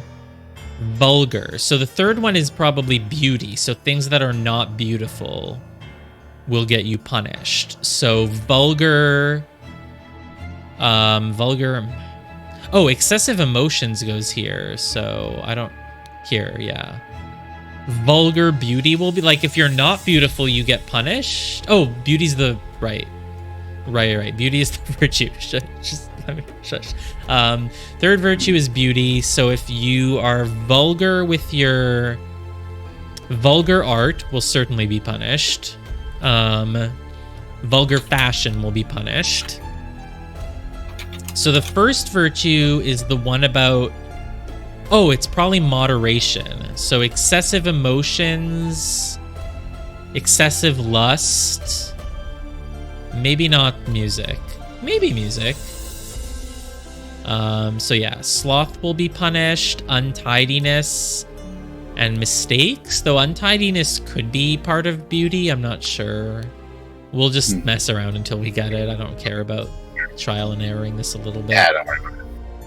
I don't want to trial and error the big revelations, but this is just like, you know. Yeah, a lot of these are little things that are like, you know, it's really doesn't matter too much. So yes, at work, bones will be excessive bones will be punished. You have too many bones. We will take your bones. We will take 45 bones if we want. We'll take 46 bones. We'll take 47 bones. We will take any amount of bones that we want. Okay, so excessive emotions, lust, maybe music. Let's just try things. I haven't used Franks. I haven't used merit. I haven't used indulgence. Basically excessive indulgence, maybe. Indulgence, lust, and emotions are kind of things that should be punished there, because I think they said first virtue is if you're cheating with your wife. Yeah, yeah, the categories are nonsense. Exactly. True. So I shouldn't have to actually be specific with them. Like, untidiness could be a bad thing at work, but it could also be something not being beautiful. Sloth and mistakes will be punished. Probably untidiness, because you can be vulgar with something else aesthetically, like music. Oh, damn it. I was like, what? I was like, why didn't it fill in? Oh, there's empty slots. Lies, secrets. What else goes against truth? I guess mistakes could. Have I used mistakes? Oh, yes, for work, yeah. So something else that is not truth. Beauty, diligence, merit, mistakes, Franks, fashion, lies, lust. Lust isn't not truthful. Souls, emotions, music, untidiness, secrets, years. Oh, literature. You're not allowed literature. That's the thing I haven't used, because bones is not going to be one of them. Bones are never punished. Literature, All bones are punished. literature is not allowed in which one? Is it moderation because you're enjoying art too much, or is it or is it only that vulgar literature? No literature is allowed. So something that I put somewhere is actually against truth. Maybe mistakes is against truth. It's the only one that makes sense. And then literature, it's not this one. Fine, I don't know. Something that you can't do at work? Shouldn't be any of these. These are the 3 artistic things, so emotions, indulgence. What should you not do at work in order to be diligent? I don't understand. Can any of them be used twice? I would assume not. I don't think they can. 2 or fewer are incorrect. Yeah, I mean, yeah, makes sense. Oh, you can. Okay, yeah, you can. I didn't even know if you could. Oh, you can, but I don't think it's correct. Probably not.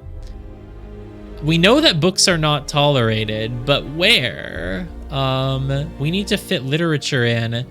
It's not moderation. But it's not that vulgar books are punished, it's no books. Mm-hmm.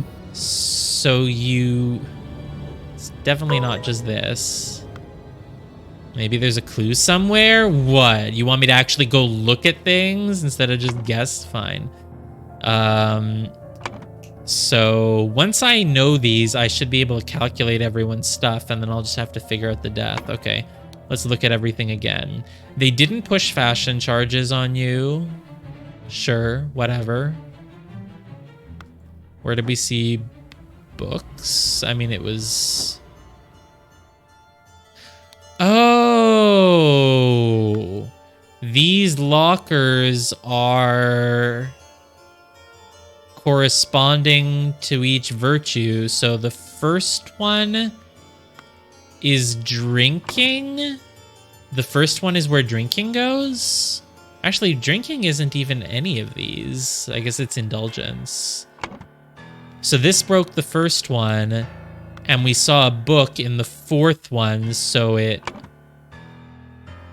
it's an issue with truth?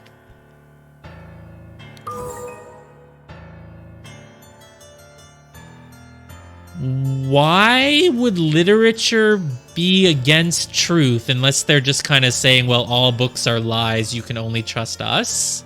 That kind of sounds like what they're saying. Yeah, that is true. Books are filled with lies. That is what cults and authoritarian regimes do. So yeah, okay. Sure, that makes sense. So the second one was an example of someone not being diligent at work? Oh, they made a fucking mistake. Holy shit, how could you? Oh my god, I can't believe I didn't notice that. I deserve a demerit. Wow. You deserve a diligence demerit. My god. You're about to lose 10 bones, mister. That's fucking atrocious.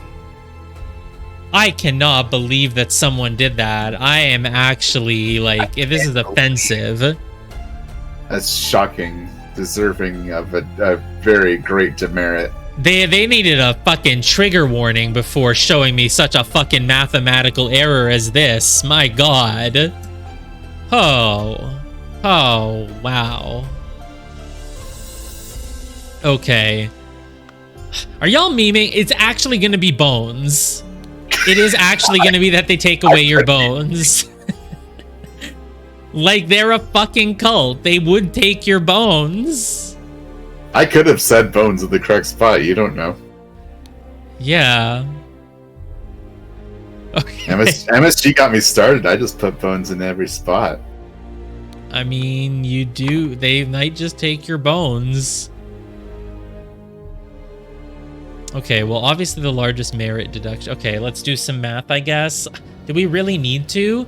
Oh, because whoever has the largest merit deduction in history is the one who dies. So I guess I just have to figure out who has the most, and it's gonna be... This is not what anyone I know looks like, so it's gonna be either Lothar, Walter, or Gideon, and again, Gideon is young, so it shouldn't be him, but I guess depending on what they do to your corpse, they can kind of like, you know, they can fuck up your body, so... Especially if they suck out your bones. If Lady Nightwing sucks your bones. Okay. So yeah. Oh, you actually have to fill out everything to complete a chapter? Yeah, I never knew that, because we always do the bonus ones.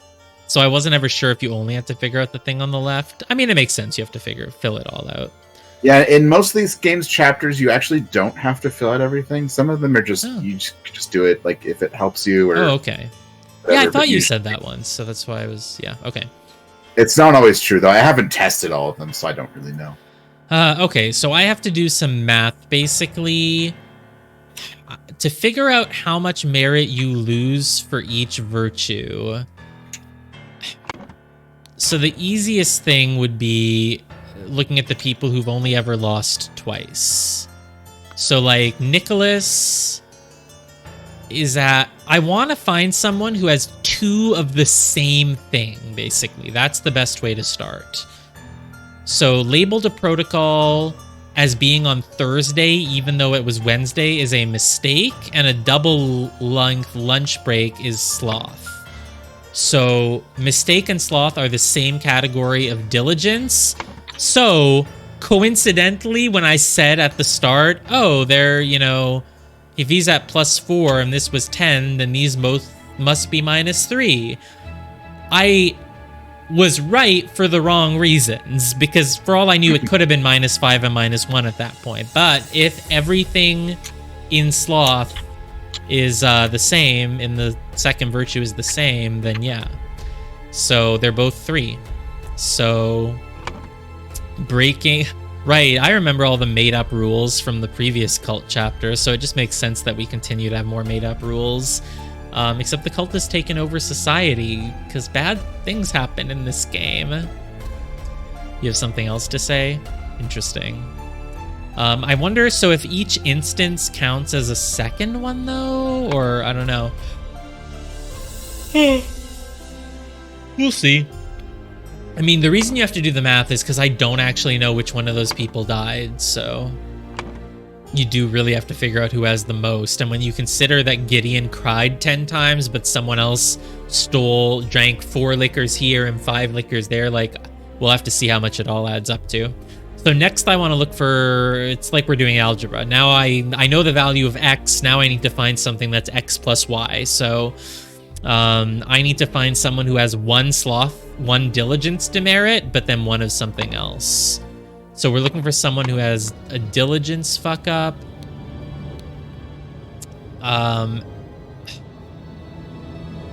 These are probably both lies, right? Having a secret compartment is an untruth. Because it's not moderation unless you are only allowed a certain number of compartments. It's probably... Excessive compartments will be punished. Yeah. So it's probably just 2 lies, because if it's 2 lies, then I would just... Yeah.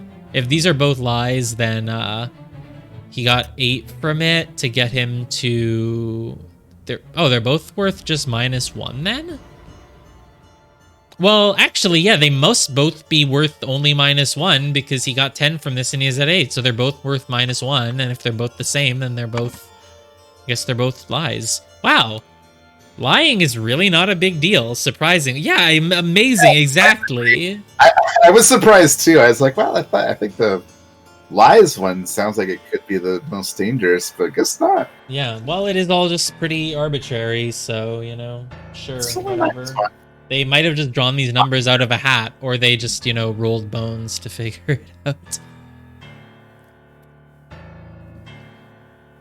True, lies add up, right? Like, being slothful at work, like, okay, you were lazy for 1 shift, but lies, you know, we can just, yeah. You can just lie multiple times. I mean, every single every single time you speak could be a lie if you're covering something up. I don't know. Literature. Owning a book just gets you -1, though. Wow. Books should be the most dangerous. All right, whatever. So next we want to learn about beauty and moderation. So you drank a full bottle of Picnic and you kept a book. So the book was only worth -1, but the full bottle of brandy is probably indulgence, so it's first virtue. So you're at 20. You lost 8. That was 1. So this one is 7? This is fucking arbitrary as hell. Why do these get you twice as much as making a mistake? Just feeling a bit of happiness is worth 7 times as much as lying? Yeah, that's the order party for you. Boy, they're it's almost like there's some kind of crazy cult. Yeah. These are even more arbitrary than the other things. But yeah, I did say that. I did say this one could be 7 and -7 and -1. That is really funny. Did I specifically say it about this exact one? Wow. It's because of my connection to Horace Webb. I mean, he just looked like a horror. I just felt like I knew him. Felt like I knew his name. Felt like I knew him. He's my spirit animal. He came to me in a dream or something. I don't know. Or, I mean, he's on the cover, but his name isn't on the cover. All right, so what's my last one? Third virtue is beauty. I bet you failed at beauty. You slapped a sergeant in anger and you listened to marching music. Yeah. So slapping a sergeant in anger, certainly a mistake, but not at work. It's probably overindulging in an emotion. So you lost 7 for that, and then you lost something for beauty. So this one is 9, so it's 7 and 2, I guess. Cool. Great. 1, 2, 3, 7. A little bit weird, but sure, moderation is the most, I mean, it is the first virtue. It's the most important. We don't want you feeling anything. All right, let's calculate their merits then. It's math time. Fangor Quinn claimed he had no wife. What a lie. 1. As a naked person, that's lust. That's 7. You're at 8. Broke a teapot in anger. You're losing another 7. You're at 15. And you observed with the neighbor's wife, which is another lust. So you're probably at like 22, I would say. I like how they split these into 3. So they actually don't want to make it too hard if you made a mistake somewhere to know where it was, because I guess that would be too punishing. So I think I did that math right, because he had 3 counts of moderation, which is 21, and he told 1 lie. Yeah, that makes sense. If I got them wrong, we'll see. Walter Keane flirted 3 times. So now is when we're going to figure out if this is like 1 thing or 3. I'm going to say it's 3. You flirted 3 times, which means you did lust 3 times. So that's 21. You wore ridiculous headgear 5 times, which is 2 times 5. That's 10. So you're at 31. You claimed you didn't betray someone, which is just 1 lie though. So it's just 1 point. 32. Just betraying, like... Just betraying the entire cult. -1 point. You told 1 little lie to do it. Yeah. Well, I mean, I was going to get it right anyway as soon as I entered it, so you're not telling me anything I wouldn't have the game confirm. So it was 21 plus 10, 31. That's 32. And then being expelled is not actually a demerit. So screw you. 3 times... Flirting is lust. 21. 21 times 7 is 3. 3 times 7 is 21. 21. 5 headgears times 2 is 10. That's 31. And then you claim that you didn't betray someone, which is 1 lie, which puts you at 32. Unless being expelled counts as 1, which it doesn't. So what the heck? Maybe this isn't actually a lie. Math is correct. Is the first one wrong? You claimed that you didn't have a wife. Well, I know my numbers here are correct because this is everything is filled in. You claimed you didn't have a wife, which is a lie. That's 1. You have a picture depicting a naked person. Oh, that's not lust. That's beauty. So you're not 22. You're 17. Yeah, that makes sense. I mean, it's kind of both. If they counted that as lust, you wouldn't really have thought there was anything wrong with it. It could fit both. It's true, but yeah, that definitely does go. It is more artwork, though. Yeah. Yeah. We don't know if he lusted after it. Of course, the party is arbitrary, so it's kind of hard to tell. Yeah. All right. Lothar. Well, no one can go above 99. We can't really fill someone in at 100, so.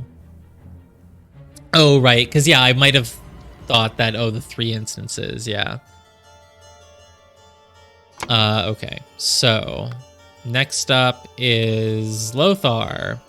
You held a dinner party where you offered a large amount of wine to your guests. I mean, wine is moderation, so I guess that's just 7. It's not per guest. It's just 7. You got angry and shouted, which is over emotional. So that's 14. Oh, there we go. I was wondering why I even had a plus sign because no one really got pluses, but actually, yes, this is a plus. You got plus 15 for that, so you do actually get plus 1. Congrats, Lothar. It was totally worth selling out your daughter. Yep.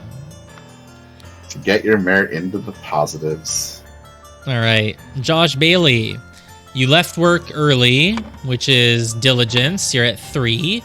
You drank at the Scrawny Cat. That's 7, so you're at 10. Another 7 from the Old Oak puts you at 17. Approached a married woman. That's lust. 17 plus 7 is 24. And then denied 4 times that you'd done this, so you lied 4 times, so you're at 28.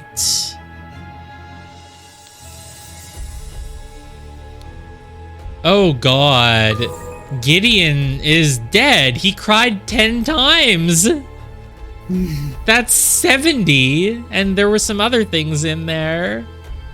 Oh, poor Gideon. Wow, is that really Gideon? I mean, it doesn't look like him. He's wearing a blue suit. What was he wearing in the previous chapter? Not a blue suit. I mean, wow, whatever they did to kill him added many years to his life, or it just decayed his skin tremendously. Is that what happens when your bones are taken? That's gotta be Gideon. He cried 10 times. Unless I'm forgetting what... No, I mean, it has to be, because it's not Lothar or Walter, and we don't... Yeah. Okay, whatever. Let's keep going then. So, we've done Josh. Horace Webb. Unless Gideon is, like, wearing a different... I mean, they might have made him change his hair because they don't like it, but this is not, and none of these are Gideon with different hair, so whatever. I'm doing that thing where I overthink things. All right, Horace, what do we got? Has not held down a job, evaluated at, oh, wait, this is bad too, though. Wait. Is this not Horace? This is Horace. This is Horace. Huh. This is Horace. It has to be because these are the 3 people I hadn't met yet. So yeah. I have seen the name Horace Webb before.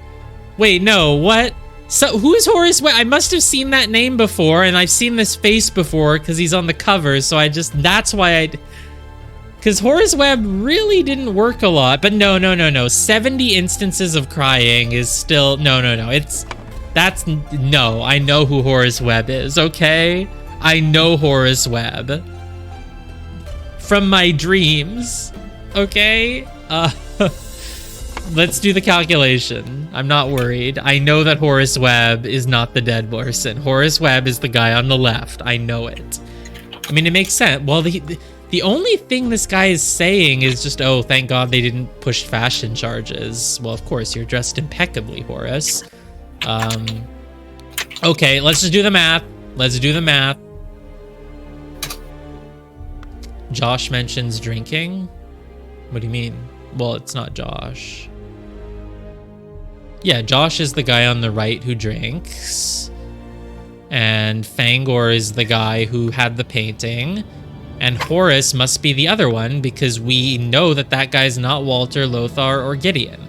So yeah, that's definitely Horace Webb. For a moment, I just got worried that 60 instances of non-work might make Horace the dead person, but it doesn't. I know who Horace is. I've always known Horace. So yeah, okay. So, right. All right. So Horace, 60 instances of non-work is 180. Oh, but he gets the 200. Right. I was like, wait, how the fuck does that not end up in the negative? I forgot about the plus 200. Yeah, Horace was never going to be dead. I just saw 60 instances of non-work and I panicked, but no, I forgot about the... So yeah, 60 instances of non-work is minus 180. Minus 180, let's just do the plus 200 now. So you're at plus 20. Plus 20, he claimed he worked at his castle. That's just minus 1 though, so you're at 19. And possesses 15 books, so now you're at plus 4. Okay. Someone else is actually in the positive. Nice. Only because you gave up your entire castle. Wow. Why is not having a job... Like, it says that at work, you will be punished for being slothful. But if you're not at work, how can you be punished for it? Right. Yeah. Oh, that does make sense. Right. They're just making it up. Yeah. True. Good point. Yeah. I know. I'm coming across so naive. I'm like, but why are they counting it like that? That doesn't make sense. They must have just misunderstood how it works. Yeah. All right. And Gideon Bell, definitely the dead one, apparently, even though he shouldn't look like that, but they... Oh, the fucking idol. It can take years of your life. One of the things was about the freshness of the tomato. They took that, yeah. Took Gideon Bell's freshness. They did. He literally lost years of his life. And what was used on? Oh, idol was used. Okay, that's still not grammatically correct, I know. though. That one kind of sucks. It is not grammatically correct. Yeah.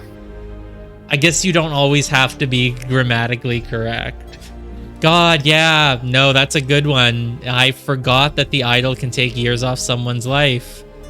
I mean, obviously, as soon as you understand what's going on, it's obvious what goes there. But it's still kind of weird that it's not grammatically. Yeah, maybe it would be too obvious. I mean, they could just... They're never going to put the... They'd have to put the in front of it somewhere, which, yeah. Have they otherwise established that the word the is optional? I don't know. Yeah, I mean, you guys were right that this one becomes obvious once you actually do the deduction. Because, yeah, this is a good twist. Because I think most people will have forgotten by now about that. And so it is... My process was very much intended. It is the freshness. Oh, yeah, I said I wasn't going to go look back because yeah, but that makes sense that it's the freshness decay spell. Yeah, there's a lot of ways to figure things out in this game, and this is one of them. Yeah. So yeah, the process I went through of like, well, these are the 3 I don't know, so this must be one of the ones I know, but it doesn't look anything like them. Yeah, it's a cool twist when you realize, well, wait, the person with the most is Lothar, but how could they... Oh. See, and I'm glad... The hairs on the arbiters, I'll take a look in a moment. I'm glad that this is the one where I went and looked at the paragraph first. Normally, I only look at this paragraph last, but I'm glad I looked at it first because it set me up with the mystery of, like, what could they take from someone? Doesn't make any sense. They've... been given more than 10 merit. The hairs on the arbiters. Let me take a look. hairs? Their hair on their head? Did they take their hair?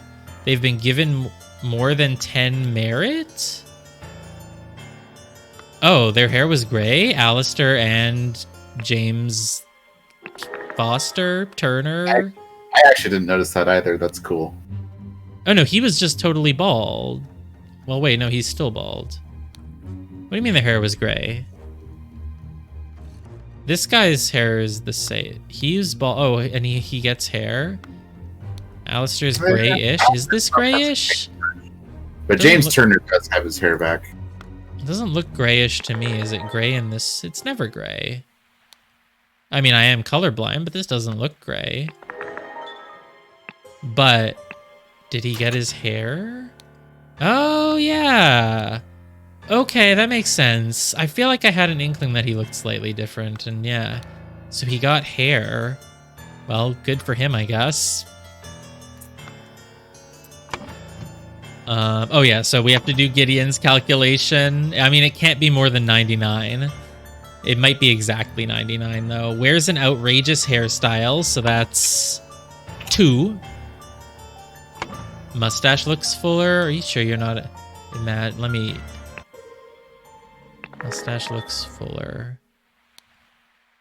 I don't think so. I think it looks the same. You've lied to me literally twice now. That is 2 demerits. I'm not that angry about it, though. Don't let them say that I was angry. I'm not angry. Just don't lie to me again. Yeah. Okay. I guess Bones doesn't go anywhere. Okay, Lothar. Let's calculate Lothar. I mean Gideon.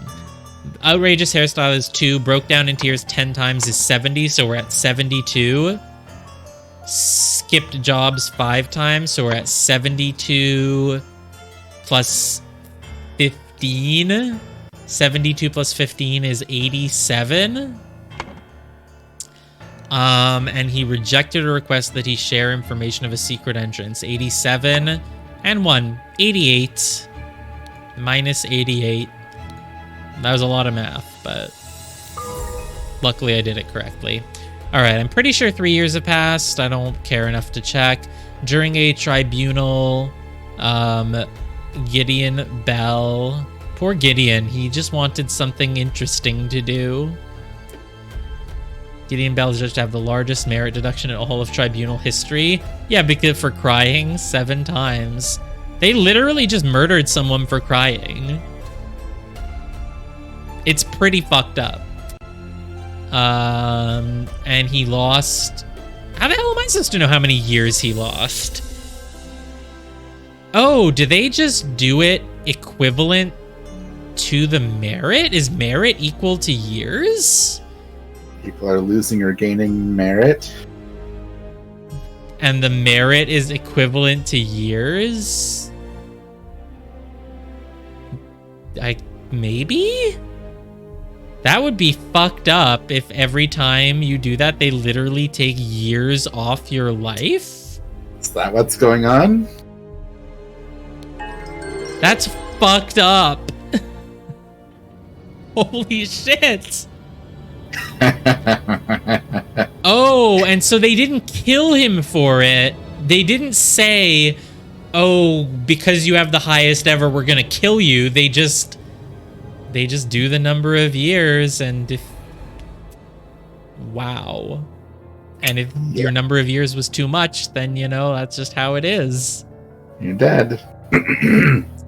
The Order Party has seized power and now enforces the 4 maxims of virtue, which I didn't even see in the previous cult chapter, as far as I can recall. The young Duke, Gideon Bell, was judged during the tribunal to have lost 88 merits. I mean, no wonder you're crying. They were already about to punish you with 17 years. Holy shit. The High Arbiter of the party, Lazarus Hurst, used the idol to decrease Gideon's youth by 88 years, thus making him 108, which resulted in dying. Wow. So If you give a castle, though, you can actually... So Horace Webb knows that he's about to gain 4, so he's just like... Horace Webb is like, oh god, they're going to turn me into a baby. I need to get some demerits. Yeah. Horace Webb's like... So when Horace Webb said, I hope the process isn't painful, you think it's a punishment process, but actually, no, they're giving him years back. It's just, it does seem like it could maybe hurt. They didn't press any fashion charges, so he was in the positives. My god, imagine if you donated your castle without needing to. just get reincarnated 3 times in the past. Wow. Okay. But these people are getting punished. The drinking guy is getting punished. I can't remember. Josh Bailey. Oh god, he's becoming 28 years older.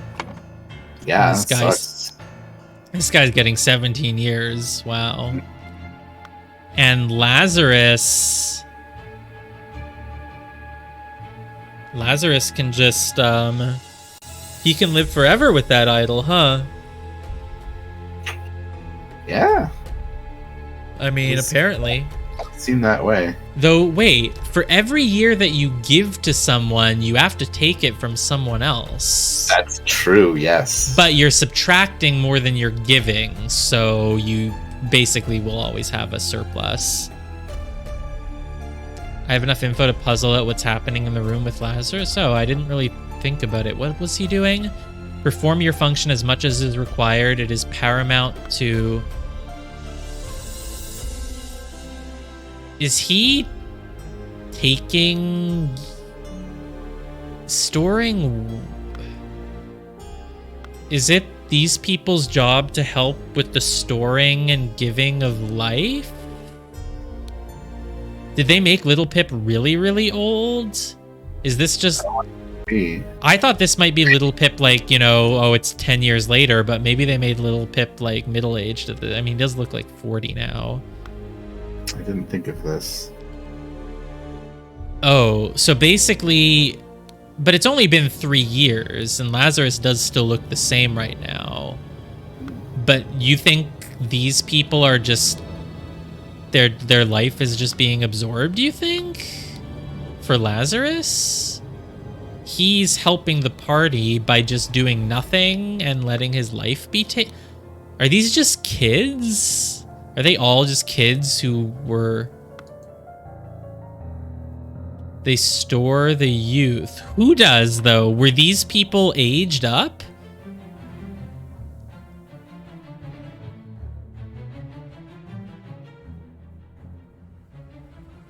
He's taking their merit right here.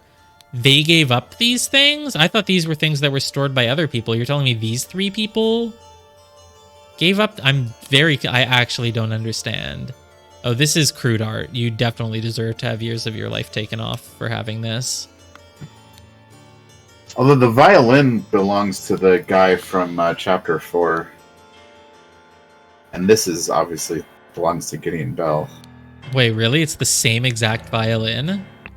Yeah. Why? But it could just be another violin, couldn't it? It's a pretty unique looking violin. True, it is a square. I just assume maybe they all looked like that at the time. This isn't one of the guys, though. What's this guy's name? Maurice Evans. No, we've never seen him again. They gotta bring back some random character that I thought we'd never see again. All these people used to be older and are storing youth. Wait,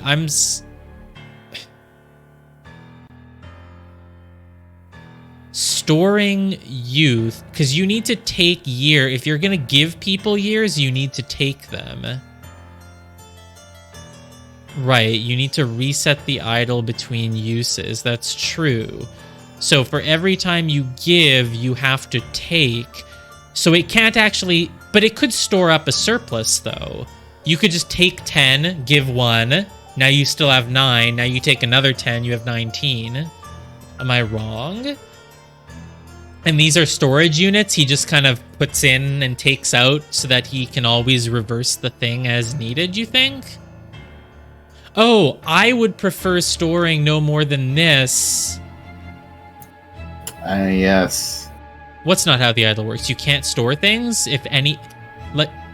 You take in a quantity, you put out the quantity? Oh, okay, right. Ah. So, if you just took out... So they took 88 from... Gideon. They took 88 from Gideon. The next thing he does is he has to make someone 88 years younger.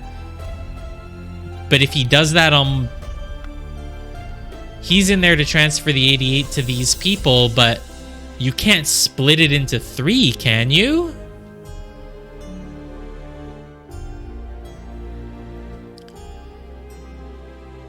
I don't...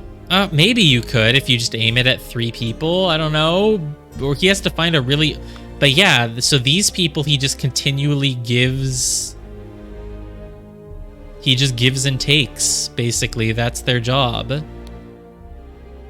This is Little Pip. It's the same hairstyle. Right? I think it must be because he's also got the tobacco. Yeah, exactly.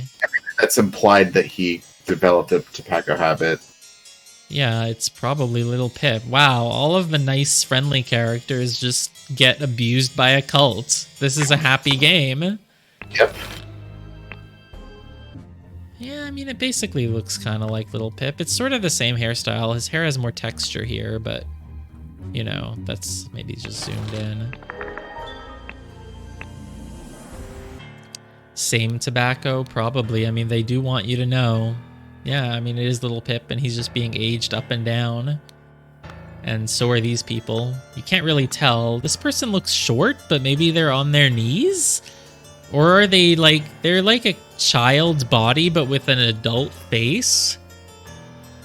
I mean, Little Pip could just be old. It's been a while. Like, what year is this? This is 19... No, Little Pip is young at the start. Let me... What's the date right now? It's 1795. So when we first met Little Pip, 1795, he was... No, it's just about 7 years ago. So no, he wouldn't be that old naturally, I don't think, at this point. But yeah, they probably did some stuff. All right. And next time, the case of this guy with marks on his back, so he's part of the cult, hunting down the knight. I mean, David Gorin did wear the knight's helmet here, so David Gorin could be dying. Could be dying for real. Our longest lasting character could be dying. There's also a boomerang, and yeah. So we'll do that next time. I mean, it's a double-length thing, so presumably it's going to be one of the longer ones, especially because it's like the last chapter. Man, this story, like, where's the story even going? How do we end? Like, I'm like thinking like, well, what would be a good climactic chapter that wraps everything up? And I'm like, I don't really know. You know, Lazarus just took control of everything. He betrayed Walter Keane, but kept David Gorin, but now David's also dying. And I mean, Alistair Koch, James Turner, they've been doing pretty well for themselves. I mean, I guess they're happy. They took over, they're working for Lazarus, who took over the entire country. They might take over the world. They're gonna go kill the king. Yeah.